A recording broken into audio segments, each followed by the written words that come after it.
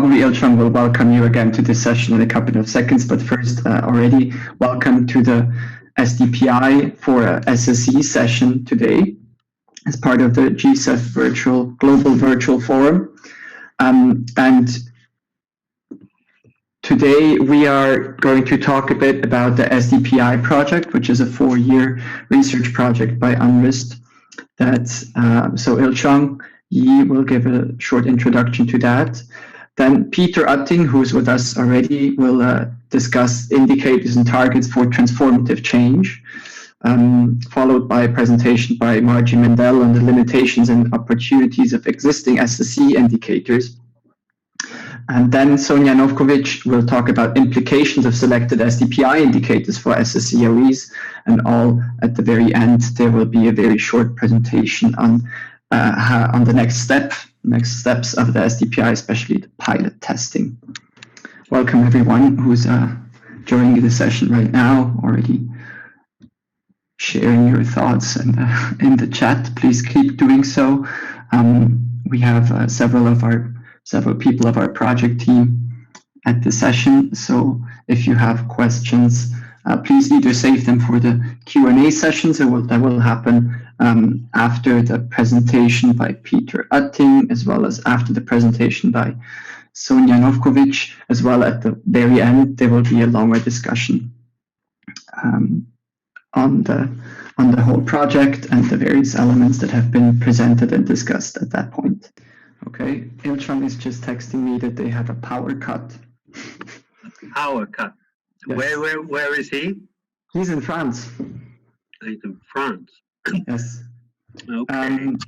So what we can do instead is we can maybe start off with a presentation by Peter and jump back to the introduction of the SDPI project if all of you or if none of you have a problem with that. And Peter, would you also be okay going ahead with your presentation already?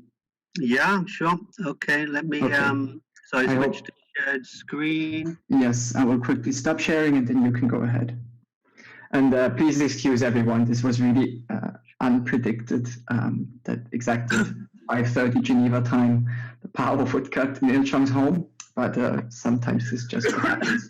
So I hope it will not be a problem to follow the general ideas of the presentation. Peter, how's it going? Okay, shared screen.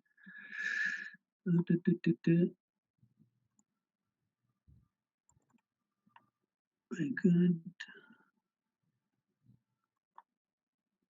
Yeah, maybe go back to the first slide.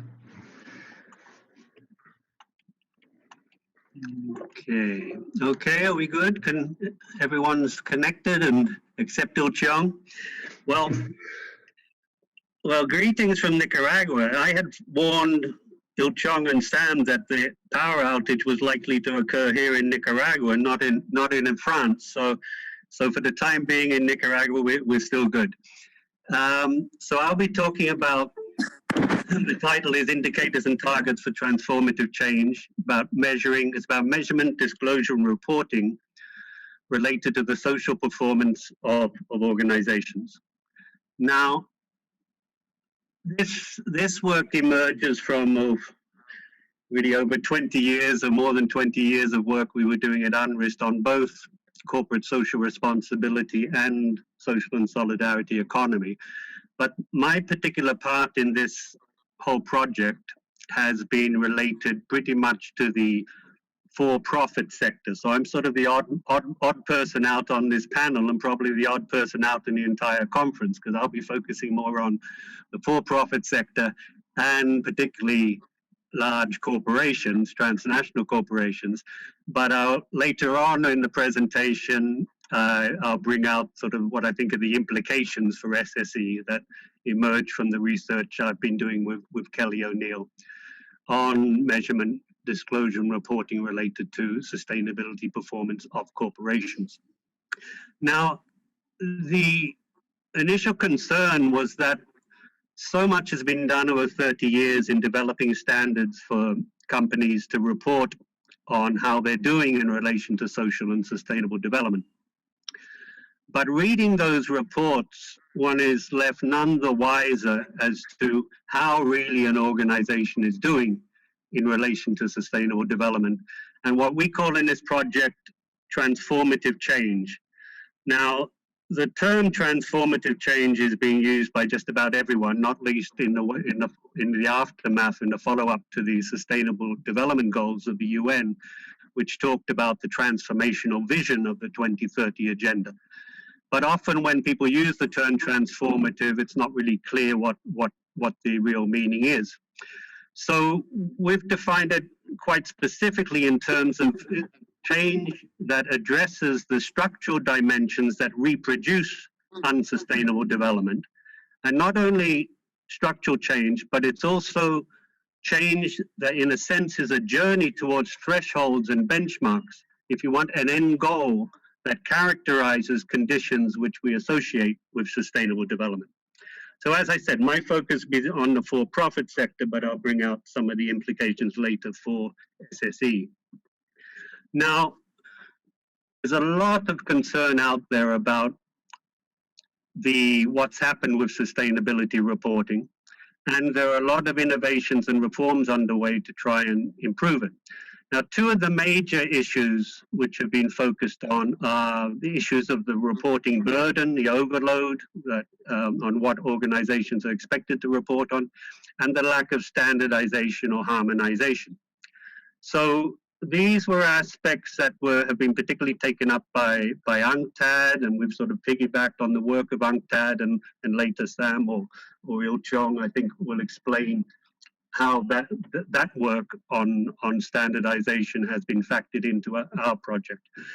But what I did in my work with Kelly O'Neill was to pay far more attention to two issues which we think have been highly limited. One is what we call blind spots, i.e. the key issues within reporting that are still being ignored. The second is that data is often presented out of context. If you like, we can't see the forest for the trees. Often we're told a bit about how nice a few branches are and how the leaves are doing well, but it's very difficult to see what the bigger picture related to sustainable development is. And then another concern we had is that when assessing how organizations are progressing in terms of sustainable development, the tendency is to assess things incrementally, i.e. look at change from one year to another, not in relation to what we call a normative sustainability goal or the sustainability norm. So these are things I'll be talking about in my presentation. Now, when it comes to the blind spots, so it seems to us that the issues, certain issues that are fundamental from the perspective of sustainable development, certain issues are often ignored, and they're fundamental because, as I said before, they relate to the structural conditions that reproduce social and economic injustice.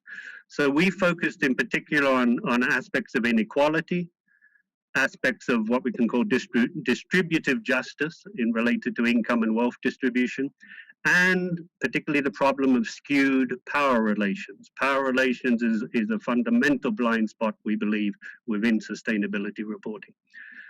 So the research I did with Kelly on the SDPI project focused in particular on 5 areas: on fair remuneration, where we looked at both income inequality within the corporation and the question of the payment of a living wage.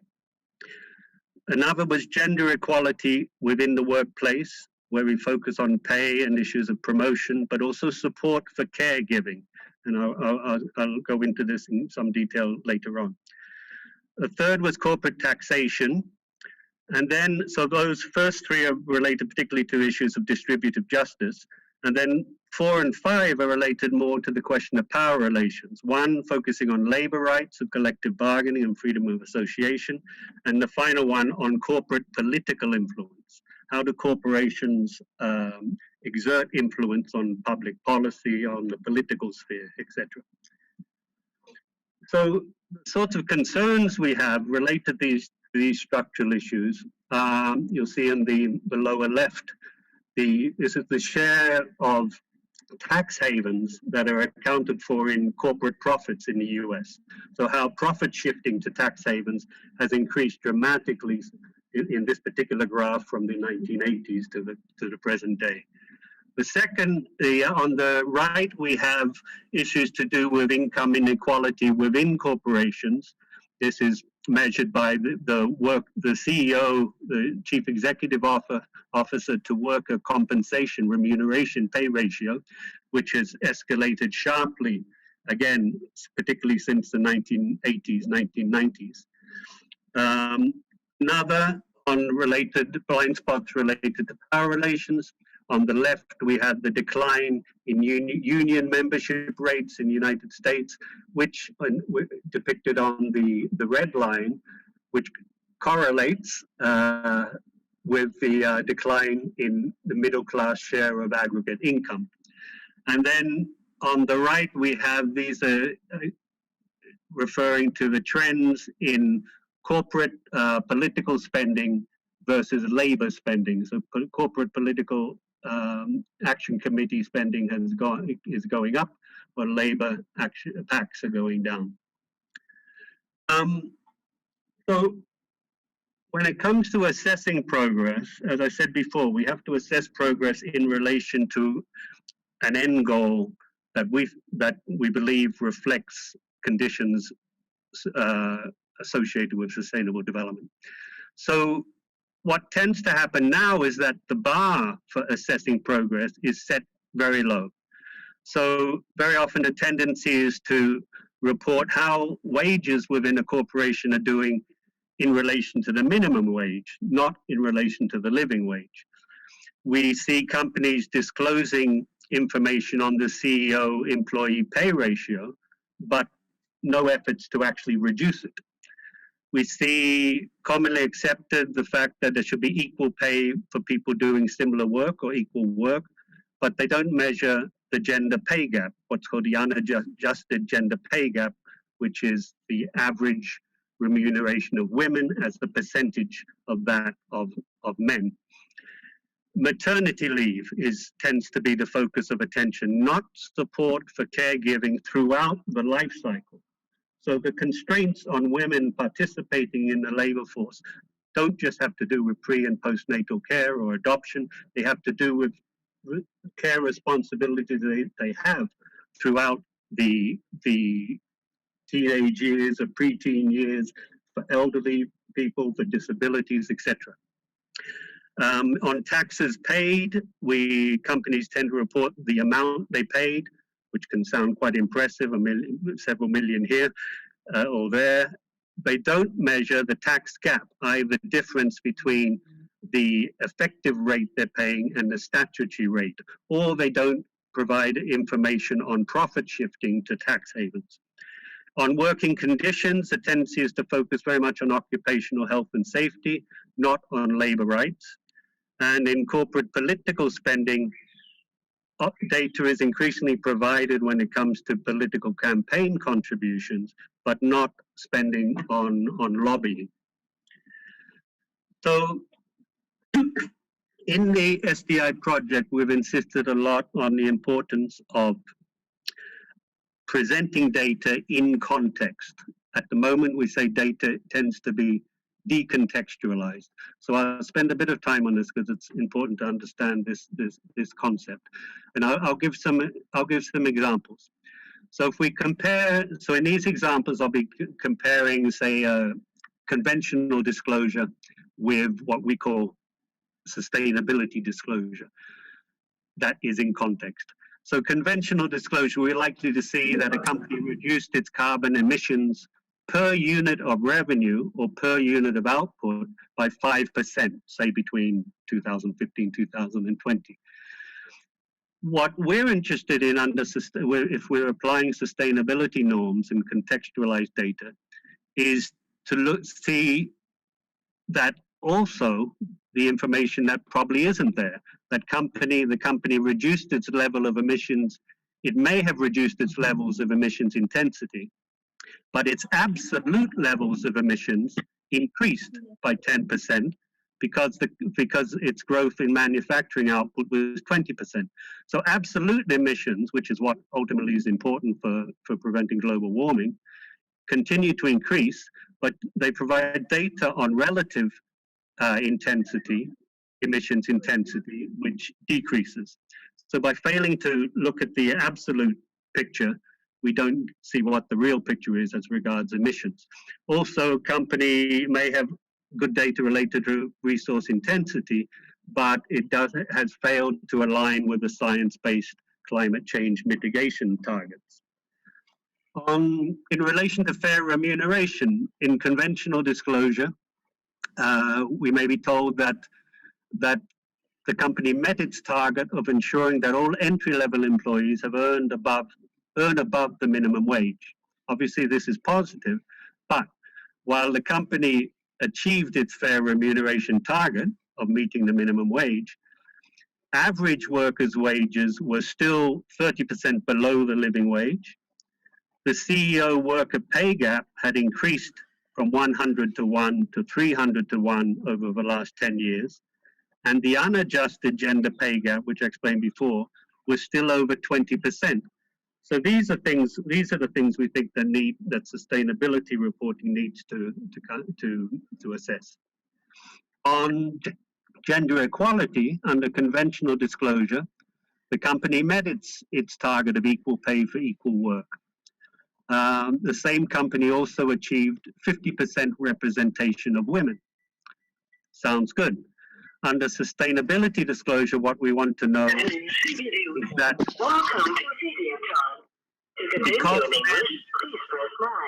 because men occupy higher management positions and women are concentrated in lower positions, the unadjusted gender pay gap was 20%. And women only accounted for 10% of senior management positions.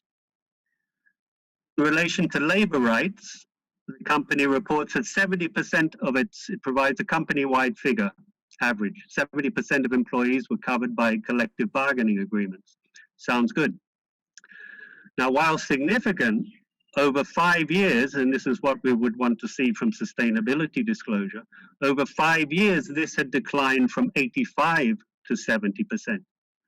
Furthermore, the data only relates to full-time employees, but during this period, the company reduced the proportion of full-time employees, relied more on subcontracted or part-time labor that are denied basic labor rights. And additionally, the company-wide figure of 70% masks wide variations in the coverage by affiliate or in different regions where the company operates. So these are things we'd want to know. Taxation, as I said before, the company pays millions in taxes, but it also engages in tax avoidance strategy where 50% of profits are recorded in tax havens. And finally, on the question of political spending, corporate political influence, the company is transparent in disclosing that it contributed $1 million to political campaigns, but the transparency was highly limited because it failed to disclose that another $1 million were channeled through third-party lobbying organizations such as trade associations, and that the causes it lobbied for, which were basically had to do with environmental, fiscal, and labor market regulation, contradict basically what the UN Sustainable Development Goals are trying to achieve. So this issue of context is important, and it leads us to highlight the need for 4 different points of emphasis in sustainability reporting. One is we can't just get an annual snapshot of what's happening. What happened from this year to the next? That tells us absolutely virtually nothing. What we need is time series data and trend analysis. So it's much more when looking at how collective bargaining rates have changed. If it moved from 69% to 68% last year, that doesn't tell us much. What we want to see is the trend over, say, 5 or 10 years. That is much more meaningful. So we need time series data and not the annual snapshots. We need far more what's called granular disclosure to detect variations in performance. We don't just need a company-wide average, because that often hides areas where performance is extremely poor. So we may have 50% women's representation in a company, but what we also want to know is that women's representation in senior management is only 5 or 10%, and it tends to be concentrated mainly in the lower occupational categories. The third thing is we want to be able to identify contradictions. So focusing narrowly on one indicator often diverts our attention from other areas of negative performance. So improved labor rights for full-time employees may be happening, but in the context of increased reliance on subcontracted labor, which don't have any labor rights. And the fourth aspect is what I referred to before as the sustainability norms or targets. The question is, how can we assess progress in relation to sustainable development if we don't have a benchmark or an end goal to aim for that is consistent with the concept of sustainable development? So the question is, what is the boundary or threshold? What's that end goal that indicates a condition that's consistent with sustainable development? Now, in the environment field, we see some progress happening in setting such benchmarks. So we see increasingly calls for carbon emissions reduction to be consistent with the with keeping global warming below 1.5 degrees. So we see a number of interesting things happening in relation to environmental reporting, but setting thresholds related to social and the governance dimensions of sustainable development, we think lagging well behind. So let's look at some examples of sustainability norms. So if we take the living wage rather than the minimum wage. So the living wage is the wage that covers the basic needs of what's called a standard or a typical family, and including a bit for discretionary spending and sometimes a bit for savings. So this data from the Asia Floor Wage Alliance contrasts in different countries the minimum wage. So in the case of China, this is quite some years ago, but the idea is the same. In China, the minimum wage in the red, in this one here, was 174, equivalent to 174 euros, and the living wage was 376.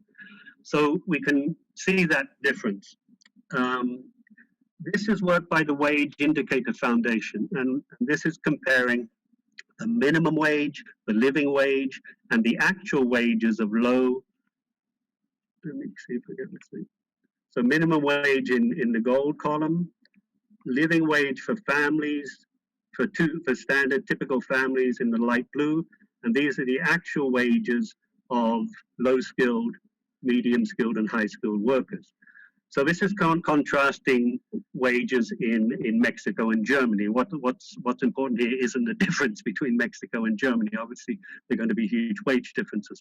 What is important is the relationship between these levels.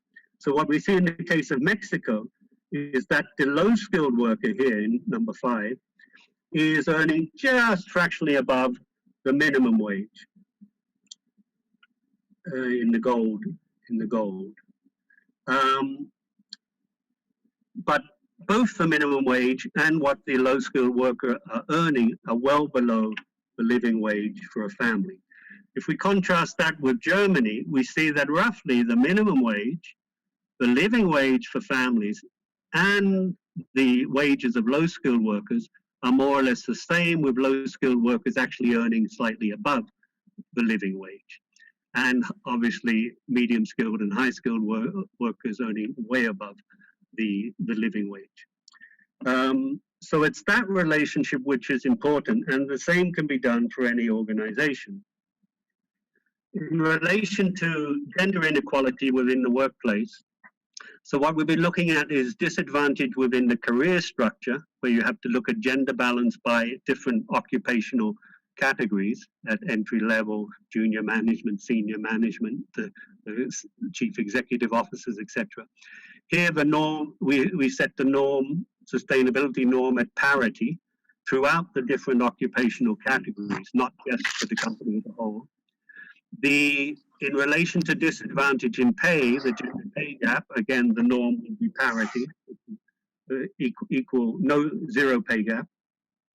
And in relation to disadvantage in the workplace that relates to the care burden, which is depicted in the cartoon by Carlos Tovar, that as it's so difficult for women to advance within career structures because of all the other hurdles and responsibilities they have, not least related to caregiving.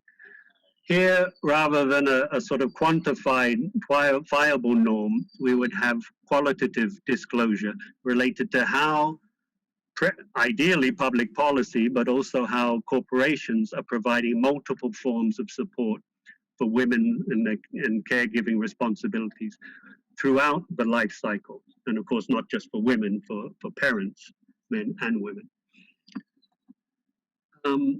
So question arises, how are sustainability norms established? Because this is a very new area. There's very little work's been done on this. Some very interesting work by some of our colleagues within the project, not least Mark McElroy and Reporting 3.0, which is now R 3.0.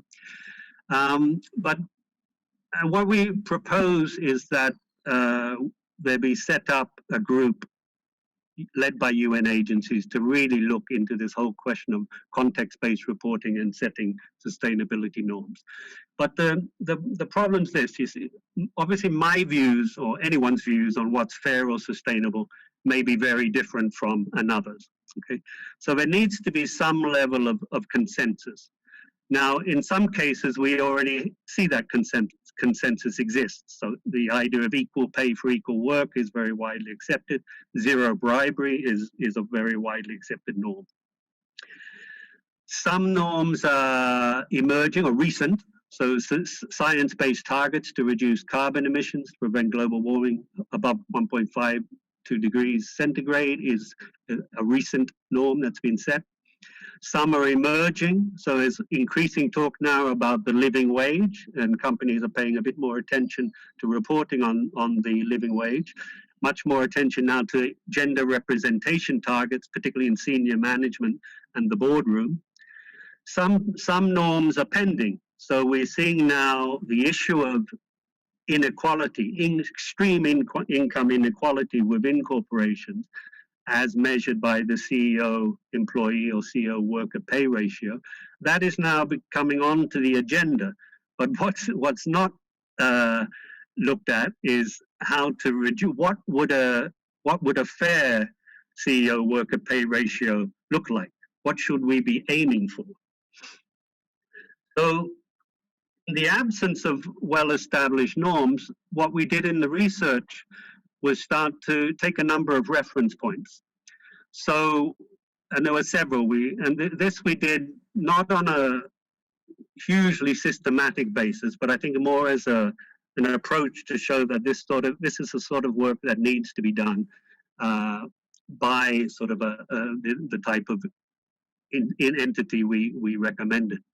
So one is to look at the recognized best practices among companies or organizations. These are often being highlighted, we can see what they are, and some of them refer to sustainability norms.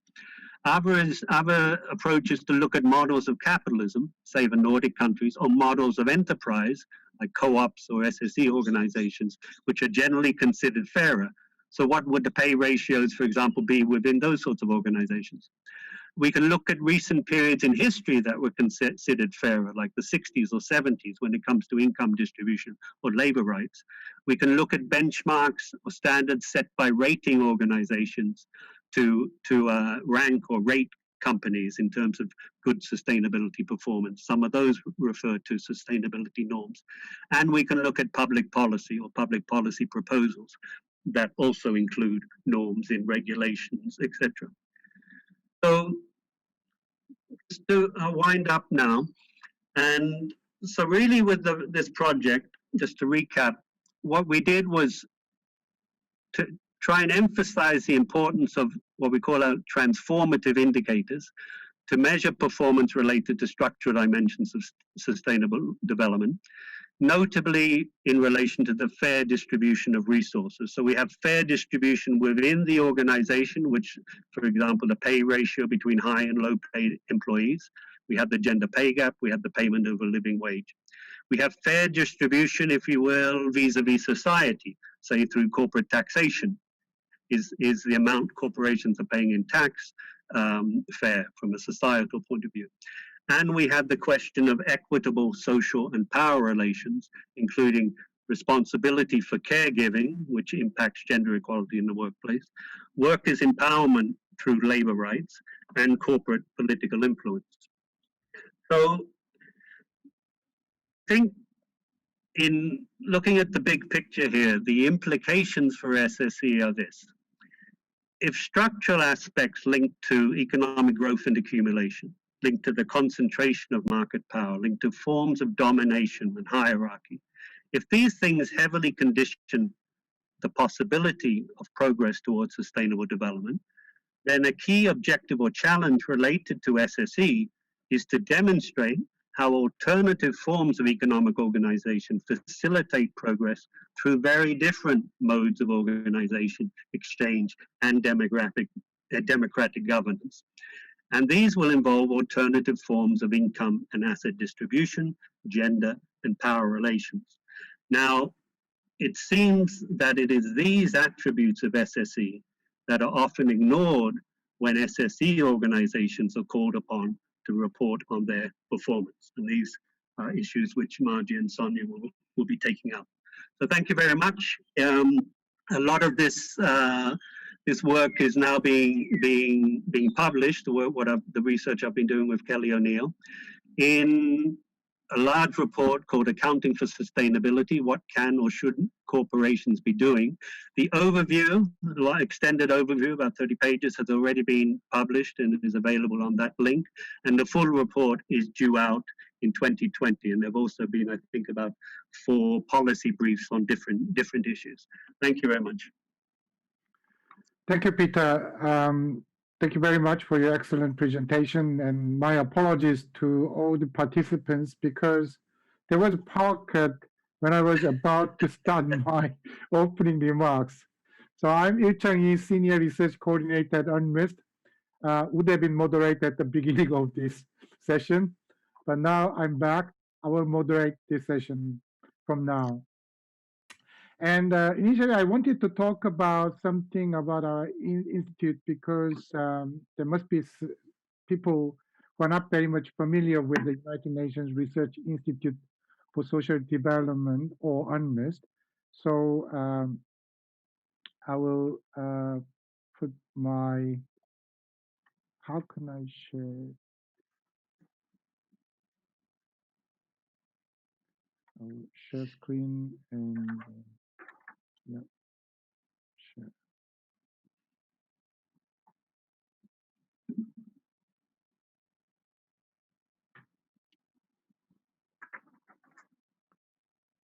Okay. Can you see my screen now?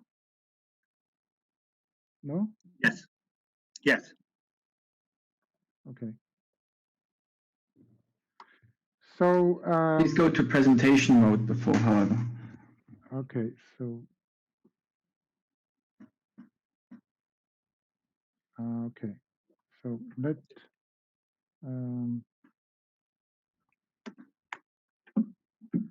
Sam, could you share yours? Of course. If possible. Give me 1 second, please. Yeah.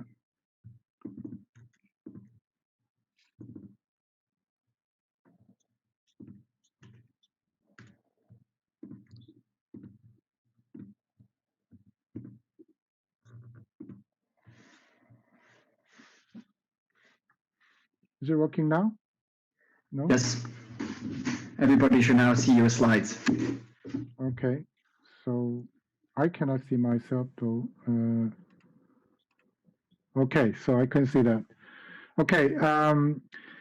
As I said, for those who are not familiar with the United Nations Research Institute for Social Development, or UNRISD, I'd like to explain about our institute first. Next slide, please. The United Nations Research Institute for Social Development was established in 1963 as an autonomous research institute within the UN system that undertakes interdisciplinary research and policy analysis on the social dimension of contemporary development issues.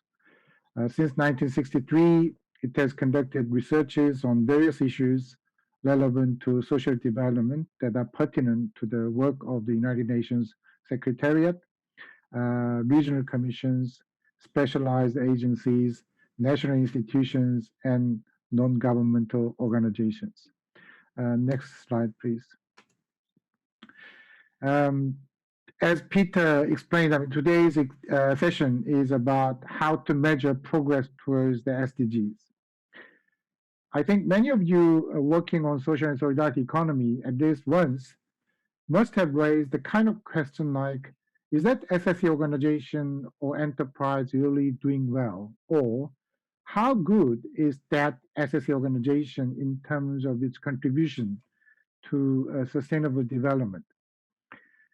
That is the kind of question to trigger all the efforts for measurement of the performance of any organization.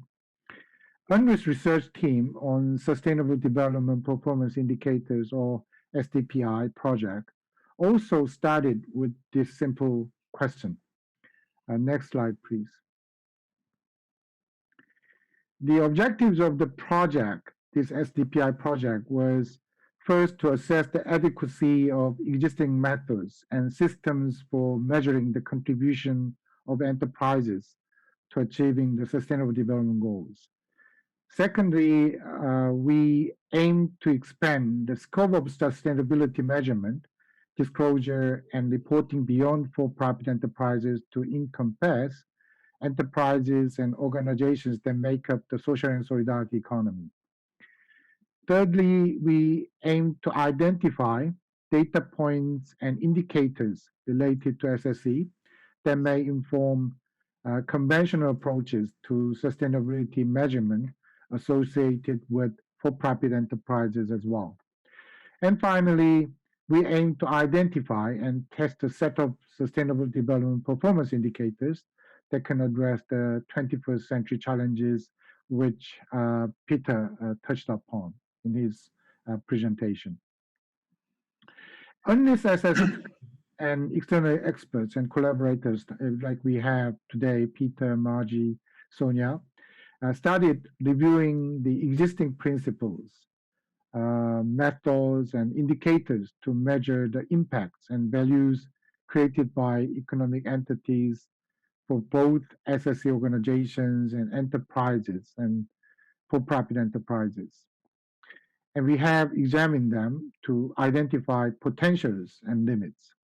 That journey started in 2018 with the founding, with the kind of a project funding from Korean think tank, Center for Social Value Enhancement Studies, which was founded by the SK Group.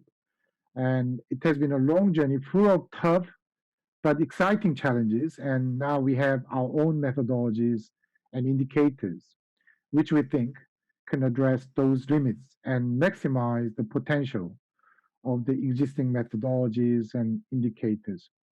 Today, our presenters, we have already had Peter's presentation, but our presenters who are external collaborators and expert group members for the project will explain what we found during our journey and what we want to suggest as methodology and indicators, which can help SSE organization and enterprise to measure their own performance. We already had a kind of a good taste of Peter's methodology and indicator explanations.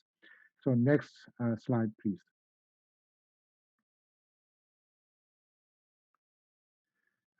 Before we go into the discussion on findings and lessons and indicators from the project, I think it would be helpful for you to know some historical backgrounds of UNRWA's research which are relevant to this project. Could you click the PowerPoint again? So the first I cannot see my PowerPoint anyway, so I mean, no, the previous one, please. Okay, so first is the project contents and measurement of socioeconomic development conducted from the late 1960s to the early 1970s. In those days, mainstream methodology and indicators to measure development were those related to national income, such as national income per capita, GNP per capita, or GDP per capita. This project was questioning the validity of these indicators for the analysis and measurement of socioeconomic development as a whole. After intensive research involving data collection for 115 countries, UNRISD identified 73 developmental indicators and reduced them to 18 core indicators whose information could show interrelationship between social and economic development. This research tradition, in particular, questioning the adequacy of the existing indicators for measuring development, still remains in UNRISD, and it has evolved with the other two research traditions, namely corporate social responsibility from a development perspective in the 2000s and social and solidarity economy in the 2010s. I think here, I mean, we have the best person who can talk about these two research traditions.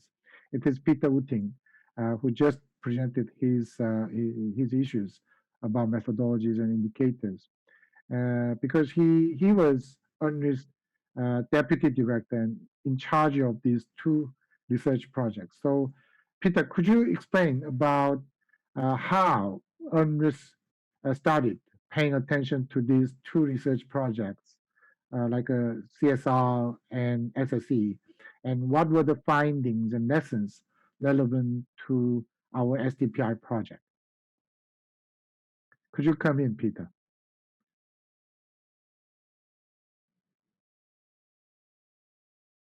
You have to unmute your microphone. Hello? Yeah. So I think the common denominator for both the projects, in a sense, was the Earth Summit.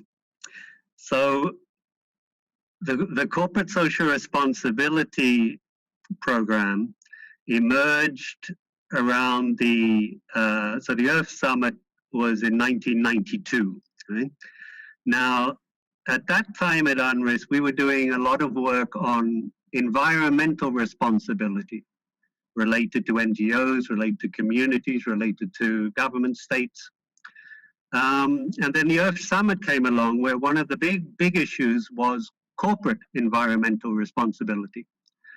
So we attended that, and out of that, we realized, well, this should be an important area of UNRISD work. We've done the civil society, the communities, the state responsibility.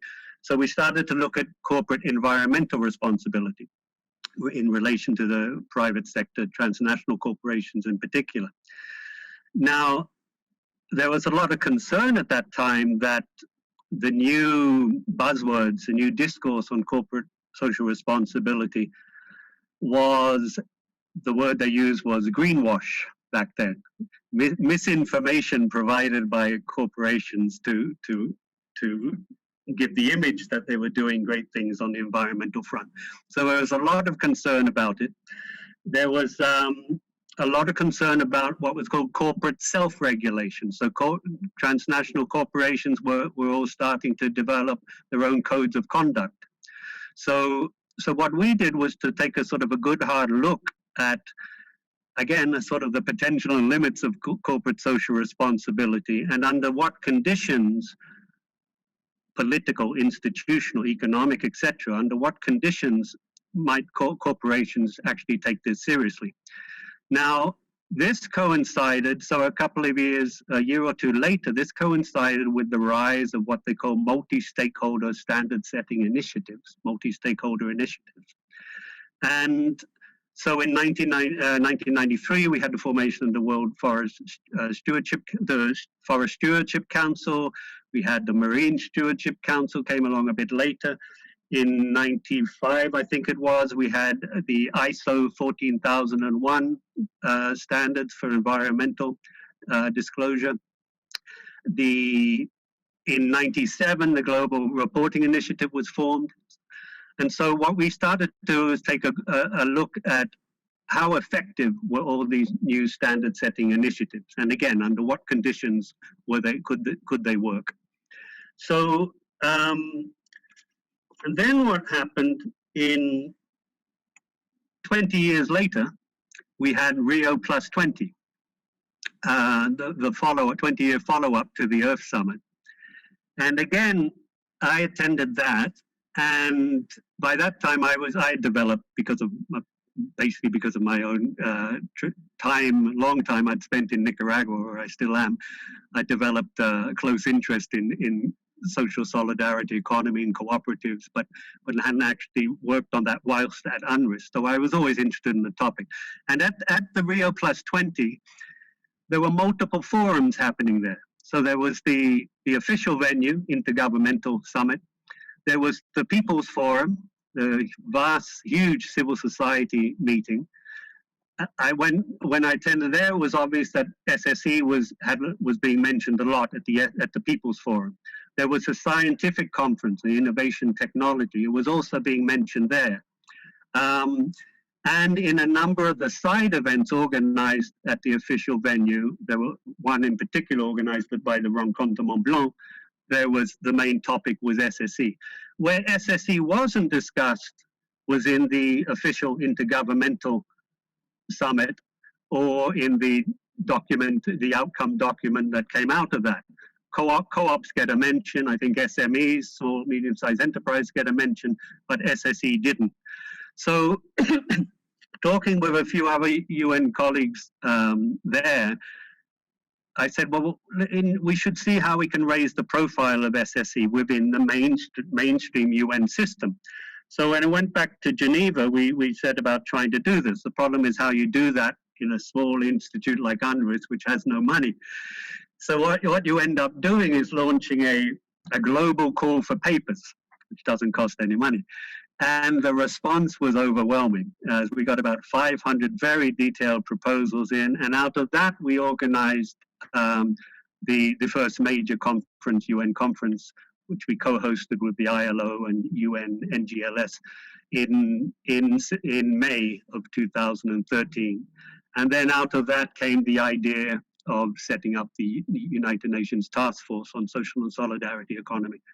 And the topic at that time was really the potential and the limits of SSE, and out of that emerged the book I edited on called Beyond the Fringe, Social and Solidarity Economy Beyond the Fringe, which looked at the whole issue of scaling up SSE in multiple dimensions. So that's sort of the origins of those two projects.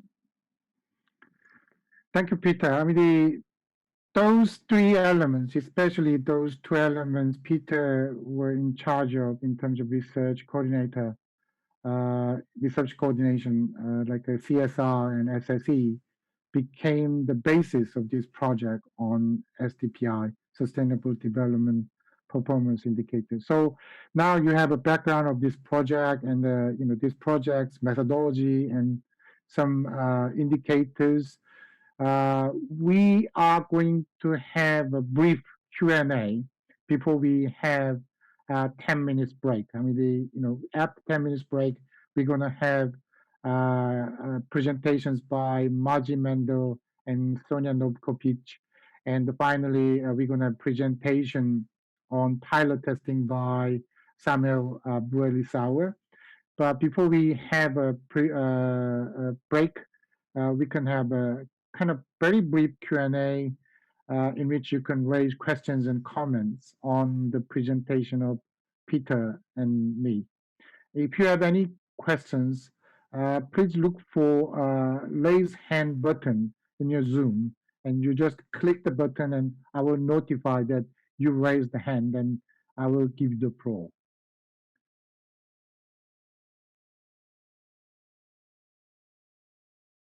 There is one comment from Layman Sana, and Layman Sana, would you like to make comment?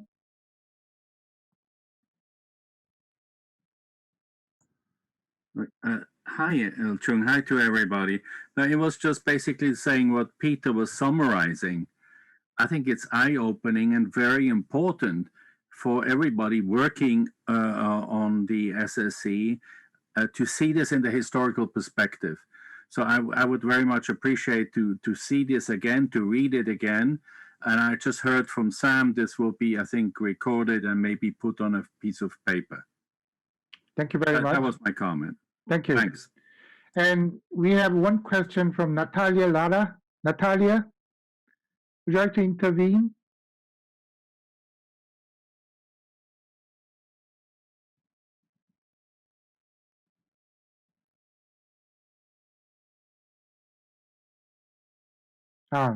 Okay. So Natalia's question is how can he how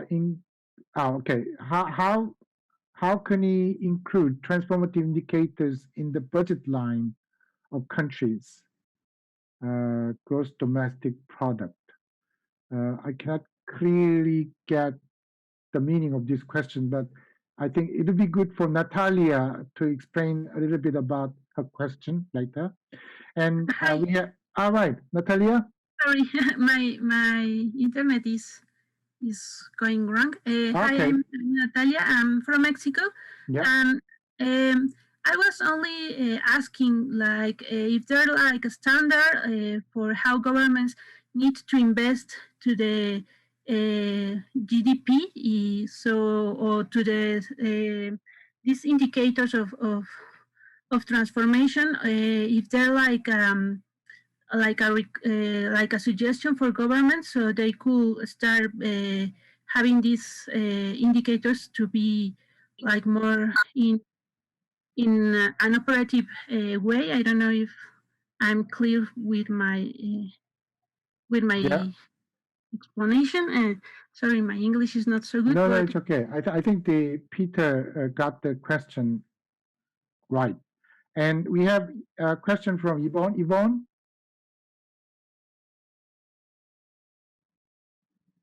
Yes, I wrote it down. Did you analyze the Global Reporting Initiative that was set up some years ago?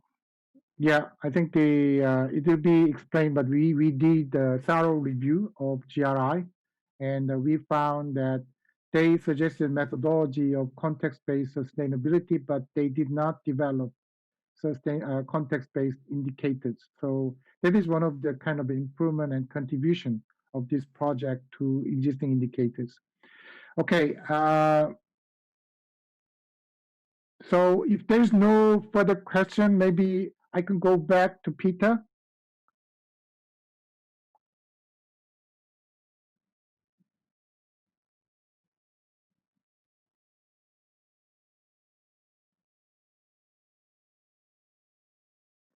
You're mute.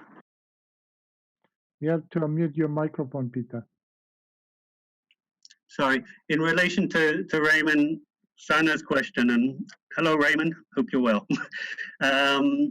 Yes, there was an article I wrote and published in 2014 related specifically to the history of the UN task force.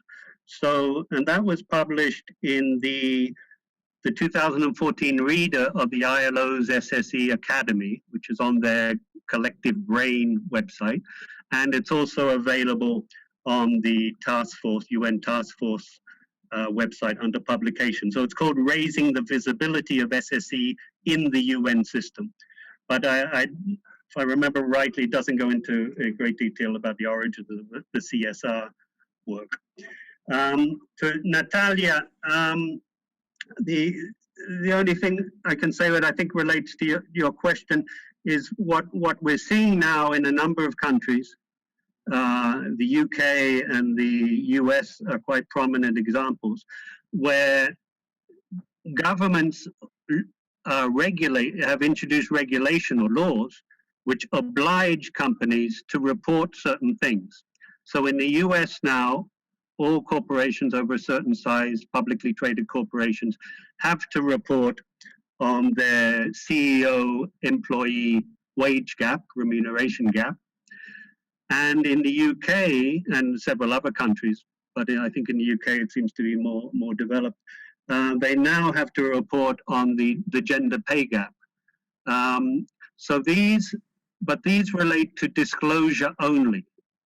There's no suggestion of any norm or any target they have to reach. They just have to report what the gap is, and then it's up to others to comment, to critique, to criticize, etc., and to apply pressure that on companies where these gaps seem excessive. But so we're starting to see now some regulation come into effect on this. Similarly, a lot of interesting public policy proposals, not yet public policy, but proposals.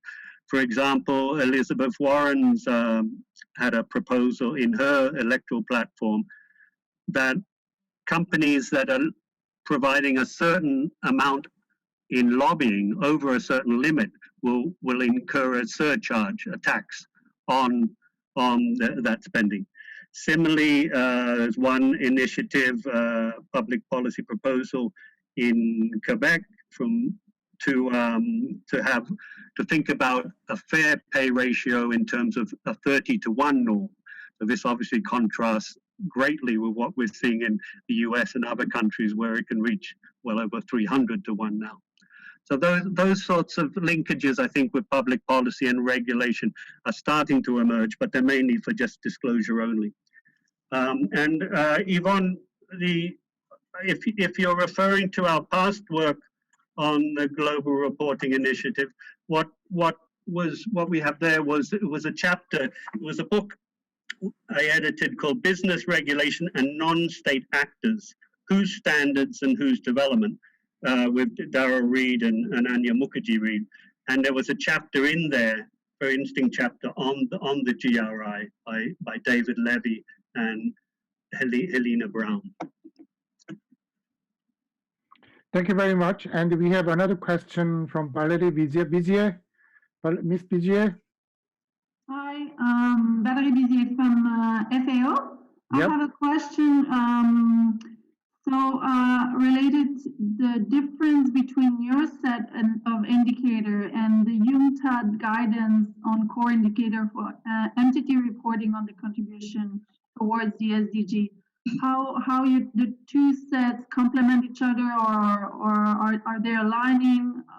Are they different? I just want to have more information. I think that is very good question, because it is going to be explained after the break by Sonia.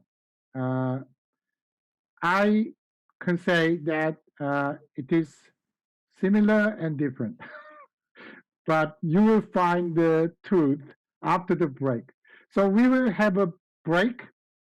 Valerie, please stay with us, because you will get the answer after the break, okay? Okay, thank you. Okay, good. So we will have a break for 10 minutes, and we will resume 6:40 in Geneva time. Please bring your cup of coffee in front of your computer and take a rest, and we will start 20 to 7 in Geneva time. Thank you very much. To the second part of tonight's session, and if it is a physical meeting, like a conference, to gather all those people in one place, it must be the time to take a group photo. But we cannot do it, obviously, because of this online meeting. But we kind of had a very much innovative idea to take a group photo, which is a screenshot. So you turn on the camera, every one of you, and try to show your best side. Okay, we will take a group photo with screenshot, and Samuel is working on it. So please turn on your camera all together. So can you see us all in one place? Almost. Yeah. There's Okay. nothing You more. can see all. Okay, so Xavier Gastelou, could you turn on your camera if you have? Layman, Erica, I cannot see you. I'm Okay, here. so Lemon is coming. okay, Layman is coming for group photo. Let's give a minute. Okay, Layman, are you ready? Try to show your best side. Erica Gonzalez. Hola, Erica. I cannot see you though. I can see Karam from Korea. I can see Tony from Cambodia. Okay, Yes. let's take a photo. Un, deux, trois. Smile. And you have to show your best side. Smile. Un, deux, trois. Okay, great. Thank you very much. We got plenty of pictures. Thank you all. Thank you all. So we will go for next presentation by Maji Mendel on limitations and opportunities of existing SSE indicators. Maji, the floor is yours. Thank you. And Sam, you'll help me Yes. with my slides, please. Oh, of course. Here we go. Okay, thank you. Okay, just for the, excuse me, the title page, I want to draw your attention to the bottom. And the presentation is limitations and opportunities of existing SSE indicators. But this presentation is based on work that we did in 2018. And it's published on the UNREST website, Sustainable Development Impact Indicators for Social and Solidarity Economy, State of the Art. The work was over 2018, 2019. It was published in 2019, and my co-authors are Gabrielle Salaté-Beaulieu and Marie Bouchard. Both Gabrielle and Marie are experts in the area of impact indicators. I am a fellow traveler that has embarked on this journey with my colleagues at UNREST. And what I'd like to just mention is that much of what I'm about to present is based on that paper, so going back to the state of the art, but also about thinking that we have done collectively in the SDPI project and thinking that I have done. So next, please, if you may. What I'm about to introduce really bears no introduction in this crowd of almost 100 people, but I think it's important again to reiterate why it is that policymakers in particular and international organizations and increasingly the investment community and foundations and so on are so interested in SSE enterprises and organizations and how they associate these with the capacity for inclusive and sustainable development. I've listed several of the attributes of SSE enterprises and organizations. No doubt there are more, but if we just go through some of these: employment and wealth generation, the SSE is present in all goods producing sectors and and provides affordable quality social services, quality of employment, work-life balance, contribution to local sustainable development, democratic governance is at the heart of SSE. These are collectively owned enterprises and organizations, fair and equitable distribution, economic empowerment of women and minorities, work integration programs for marginalized men and women.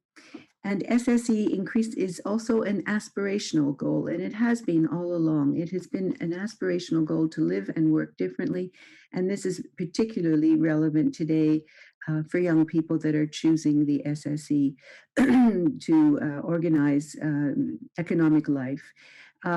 Then quite important is the role of collective action in economic and political empowerment, which contrasts very much with the assumptions that underlie the traditional or mainstream business model. So how do we evaluate the performance and the impact of social and solidarity economy organizations? This is an objective that they have themselves, but increasingly there is external pressure by third-party organizations, government, investors, foundations, rating agencies, and so on. Next, please. Sam, next. Okay, thank you.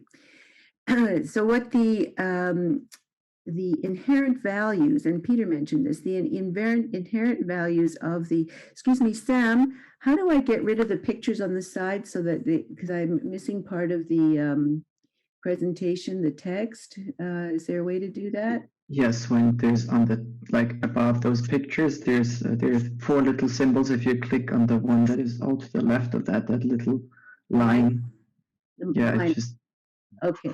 Oh, minimizing. thank you. Much as I liked seeing you, Peter, because your face was right in front of me. So the inherent values of SSE enterprises and organizations that I just went through, and to reiterate what Peter said, they set the bar for this project, for our SDPI project, based on years of collaborative international research, which identified the preceding core attributes that transform the lives of men and women and communities around the globe. And also the understanding, increasingly, the understanding that the social and solidarity economy is more than the aggregation of collective enterprises. It is contributing to systems change, to an alternative democratic vision of sustainable economic development embodying the UN SDGs, often referred to today as a regenerative economy, part of the regenerative economy.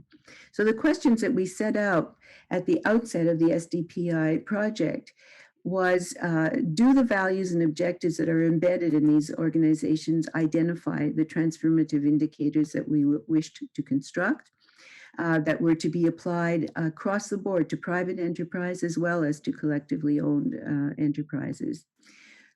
We had to, in so doing, identify existing enterprises indicators that are used by SSE organizations, and if these were effective in evaluating their transformative capacity. Next, please.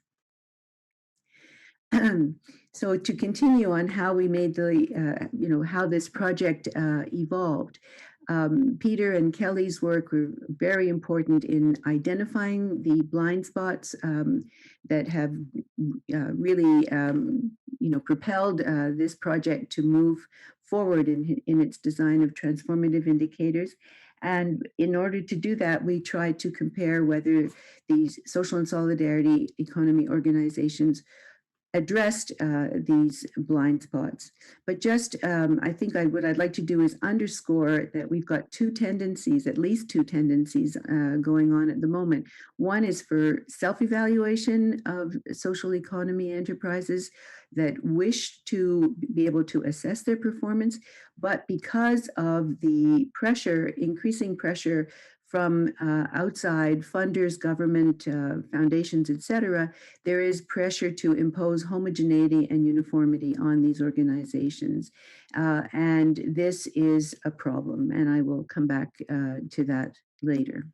The last point I would raise here is that how are SSE organizations involved in a design process of their own indicators. Next, please.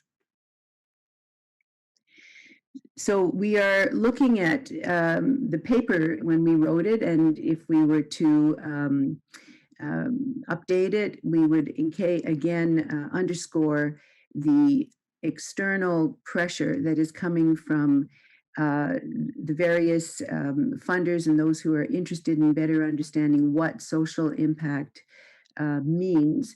And increasingly, we feel that these are generating noise and the tension between trying to find some form of comparability while also taking into account the specificities and diversity of the social economy. It exists in many sectors. It is working with many target populations. It is geographically distinct in different parts of the world. How are we able to reconcile the noise of so many indicators that are out there, the need for comparability, and yet the need also for specificity? If we look at the social and solidarity economy itself, and how it has evolved in recent times. In fact, the so-called new kids on the block, which are the nonprofit social enterprises or social economy enterprises, they are growing more rapidly in the current period than are the more traditional cooperatives. And this corresponds as well with the emergence of small and medium SSE organizations versus the history of the large and institutionalized cooperatives. Worker cooperatives are on the rise, especially in cases where there are more and more worker buyouts, emergent platform cooperatives. And we also have to take into account that the SSE includes of informal economy in many parts of the global south. And in some jurisdictions, the SSE also includes foundations and social enterprise. This is true in France, where they have framework legislation, and both are included. Next, please. If we add to this variegated landscape over the last few years, and it really is recent, we have a rapid growth of social enterprise, social entrepreneurship, social business, B Corps, community interest companies, community benefit companies. All of these merit discussion. Peter raised the issue of greenwashing.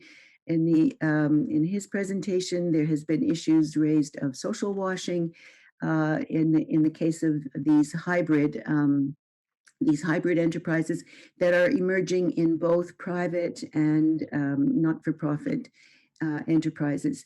The impact of investing market, which began in 2007, and the work of the Rockefeller Foundation resulted in a shift from social responsible investing and mostly filtering indirect investment to direct investment in enterprises, organizations, and networks.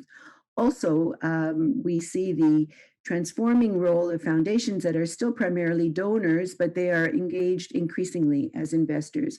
Mission-related investment has increased and has widened. There are new impact investing portfolios in the major foundations. And so the need for evaluation and measurement tools is obvious. What is impact? How is this measured? Interestingly enough, they seem to have a handle on this because there is a new asset class for impact investing, and this is also helping investors identify this capacity to move beyond traditional investment. This really increased tremendously after the financial crisis, and a search for more ethical investing and what a moral economy is said by some. Next, please. Okay. So I'm going to actually go very rapidly through many slides here, and you'll forgive me because we have in our paper addressed many different forms of evaluation that have been used and that are continuously used by different SSE organizations and enterprises. But I just want to reiterate that this is not, or to put on the table that this is not a new issue. If we look at the history of microcredit or the just one example, the community development finance institutions in the US, or in Quebec, we developed a RISC, which is an investment fund dedicated exclusively to the social and solidarity economy. These were initiatives that were created in the 90s and had to have reporting mechanisms put in place. I'd like to underscore RISC in particular in Quebec because very early on, it was obvious and clear to those working in this area that built-in flexibility as well as overarching standards had to be applied in any form of evaluation or performance assessment. So this, and I see I have 1970s there, it's 1990s. So the need to report is not a new issue. Next one, please.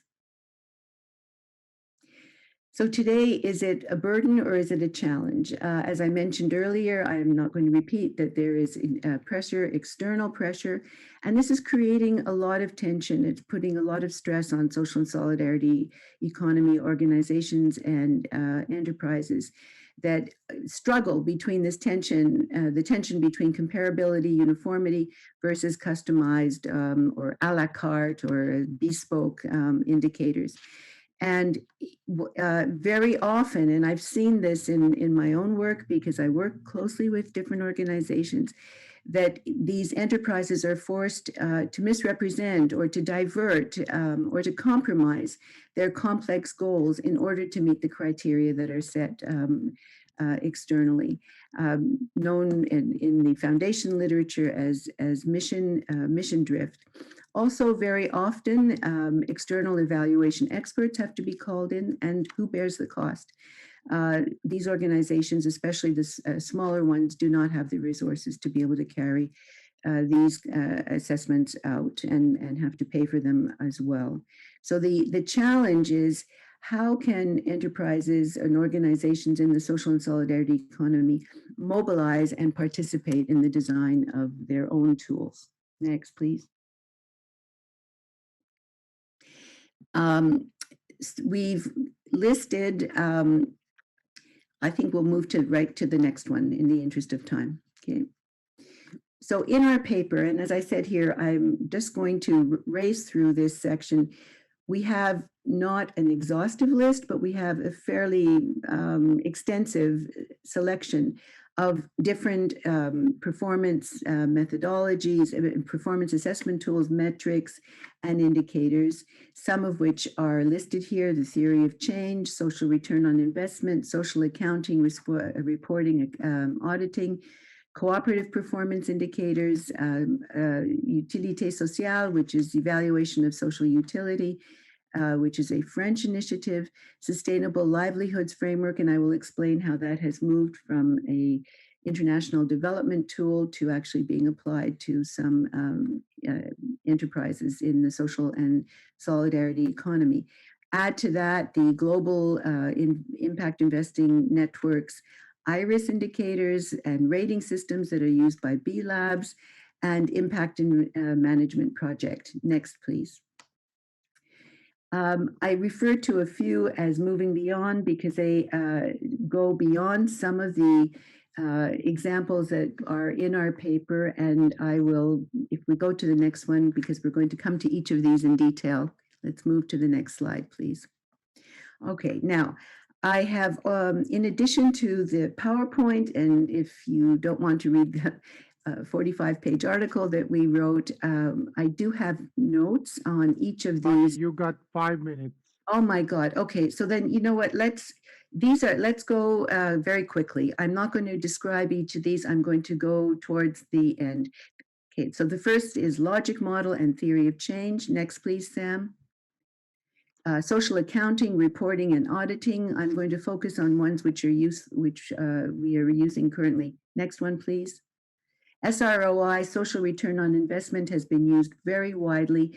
It has a problem, and that is that we have to monetize social impact, and that's a problem that occurs in almost all cases. Next, please. Cooperative performance indicators have indicators that correspond with the 7 main cooperative principles. Sonia will come back to these afterwards. Next, please. Evaluation of social utility. This is an initiative that was very interesting in France that takes stakeholder, broad community impact into consideration. Next, please. Sustainable Livelihoods Framework, which was used, as I said, in the field of international development. If you go to the next one, I'll show you how it was used in a particular illustration of the impact of microcredit on the livelihood of women in a context in Canada, not in Quebec this time. Next, please. IRIS metrics. There are hundreds of IRIS metrics, which now are IRIS Plus to be able to correspond with the SDGs. Next, please. B Impact has its scorecard, and you can see they've got average scorecards, company scorecards. In the case of Patagonia, it does extremely well. Next, please.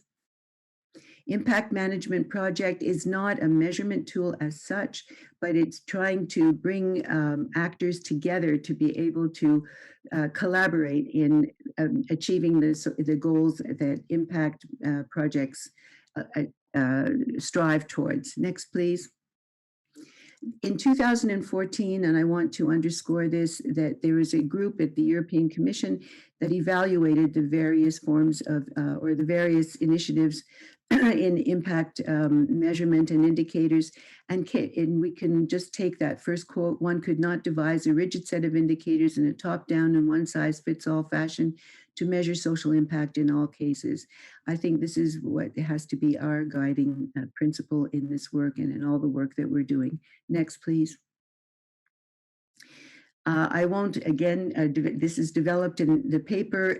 We have a labor force committee in Quebec that addresses indicators and performance measures for the social and solidarity economy. 11,200 organizations and enterprises. They don't do this for all, but they work collaboratively in a co-design process of, flexible indicators with overarching standards. Next, please. Let's skip over since I have very little time. Next, please. Go ahead. Okay. The common approach. This is the work by our colleague Kate Ruff at Carleton University in Ottawa, who's really been grappling with this, again, this tension between overall, standards that all enterprises must adhere to, and the need for flexibility. Her work on construct-based equivalence and bounded flexibility is one I think that we identify with very closely. She has applied this to many social enterprise organizations because they are subjected to uniformity and homogeneity, and also subjected to a lot of noise because of the number of methodologies from which they have to select. Next, please. I would certainly urge everyone to look at the website of TIES, which is a knowledge transfer institute in Quebec. Gabrielle, who worked with us at UNRIST for a year and a half, is back at TIES and has put together a remarkable platform that really is all you ever wanted or didn't want to know about impact assessment. Next, please. I am a fan of Economy for Common Good matrix. I think these are iterations of tools that are advancing the conversation. And if you look at the different stakeholders and then the different general areas covered and how they are broken down, these are self-scoring. Hundreds of enterprises are using this in mostly in Europe. And I must say that, people tend to be very cynical because the scores are often imposed so as to social wash or to greenwash. But here companies often score themselves quite low. So I think that this is something that we need to pay attention to. Next, please. This is just a quick screenshot of the website that you should consult on TIES, which has all the information available on impact indicators. Next, please. Montreal Declaration, very briefly, this was 2019. And I want to say that the Federation of Cooperatives was present. All the smaller and larger and medium-sized networks in the social and solidarity economy were present, and everyone agreed that there had to be a participatory mechanism in place that had to involve all stakeholders in any process of performance evaluation. Next, please. I have, and I know I'm running out of time, but I just wanted to introduce Lean Impact and UNEP for two reasons. I've highlighted at the bottom that Lean Impact is something which is relatively new. It's a methodology which is relatively new, but I think it raises a very, very critical issue, and that is on the need to build data science capabilities of SSE organizations. that combine new technologies with more traditional data gathering methodologies. This is really, I think, a priority that we have to take very seriously. Next, please. And both UNEP and Lean Impact, and I think there was a question raised before, link the micro and the macro. In many cases, the activities, the performance of social and solidarity economy enterprises is embedded in a public policy architecture. It cannot, when we are looking simply at the performance of these enterprises, we are unable to see what role enabling public policy is playing in their capacity to meet their objectives. I think that this is, again, a missing link.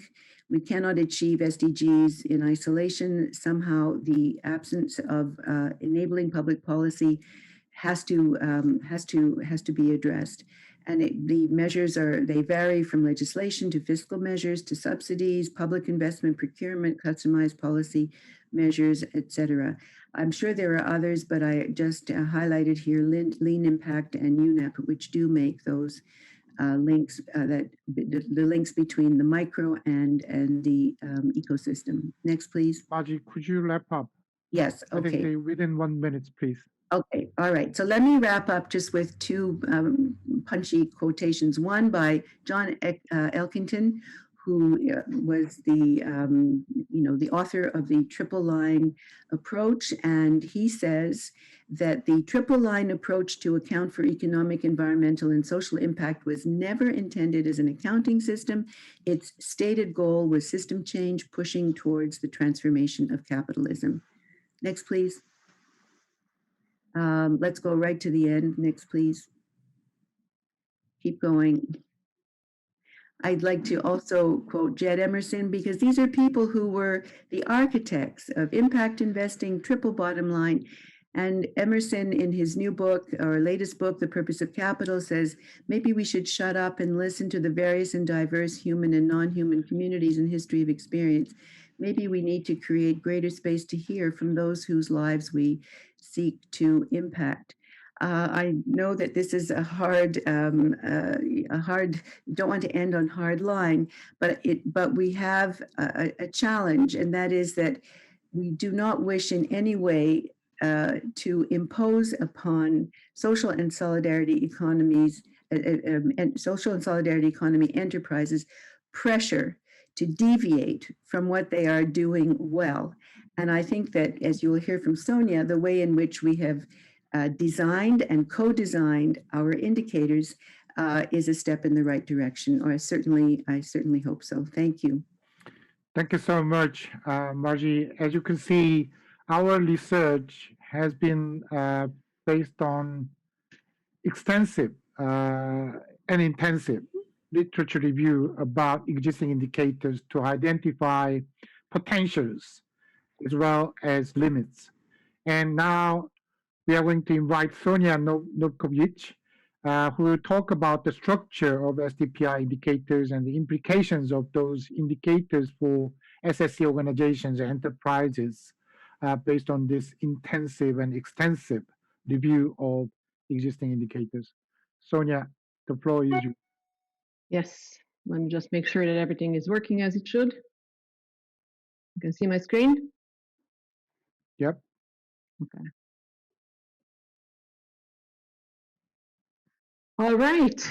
Well, after all of this, and thank you both, Peter and Margie, I may repeat some of the things that they've said, but for the most part, I'll try and bring to this the angle of the what is this SDPI, Sustainable Development Performance Indicator project? What are the indicators? What have we landed on? And look at the again the SSC informing the process and informing the indicators. This was the angle that most interested me in approaching this project. So the SSCs and sustainability measurement, Margie pointed out the pressures, external and internal pressures, but really the key question for social solidarity economy, and here we're talking about enterprises in the social and solidarity economy, obviously, So the question is really what to measure and why. Why? Who needs to know? What is the purpose of measurement? And that is going to inform the process. So it may be very, very narrow, or it may be very broad, depending on why are you doing it, who needs to know, and what is it that they really need to know. And besides this, so the external pressures we've heard from Margie about, but mostly impact investment and small SSCs that actually depend on external funding, that are competing for resources, they are impacted by this, I would say, the most. But there's also more to it, the requirement to show to your constituents, to your members in case of cooperatives and some others, that you actually, and making sure that you deliver on your mission and your purpose and your strategy, right?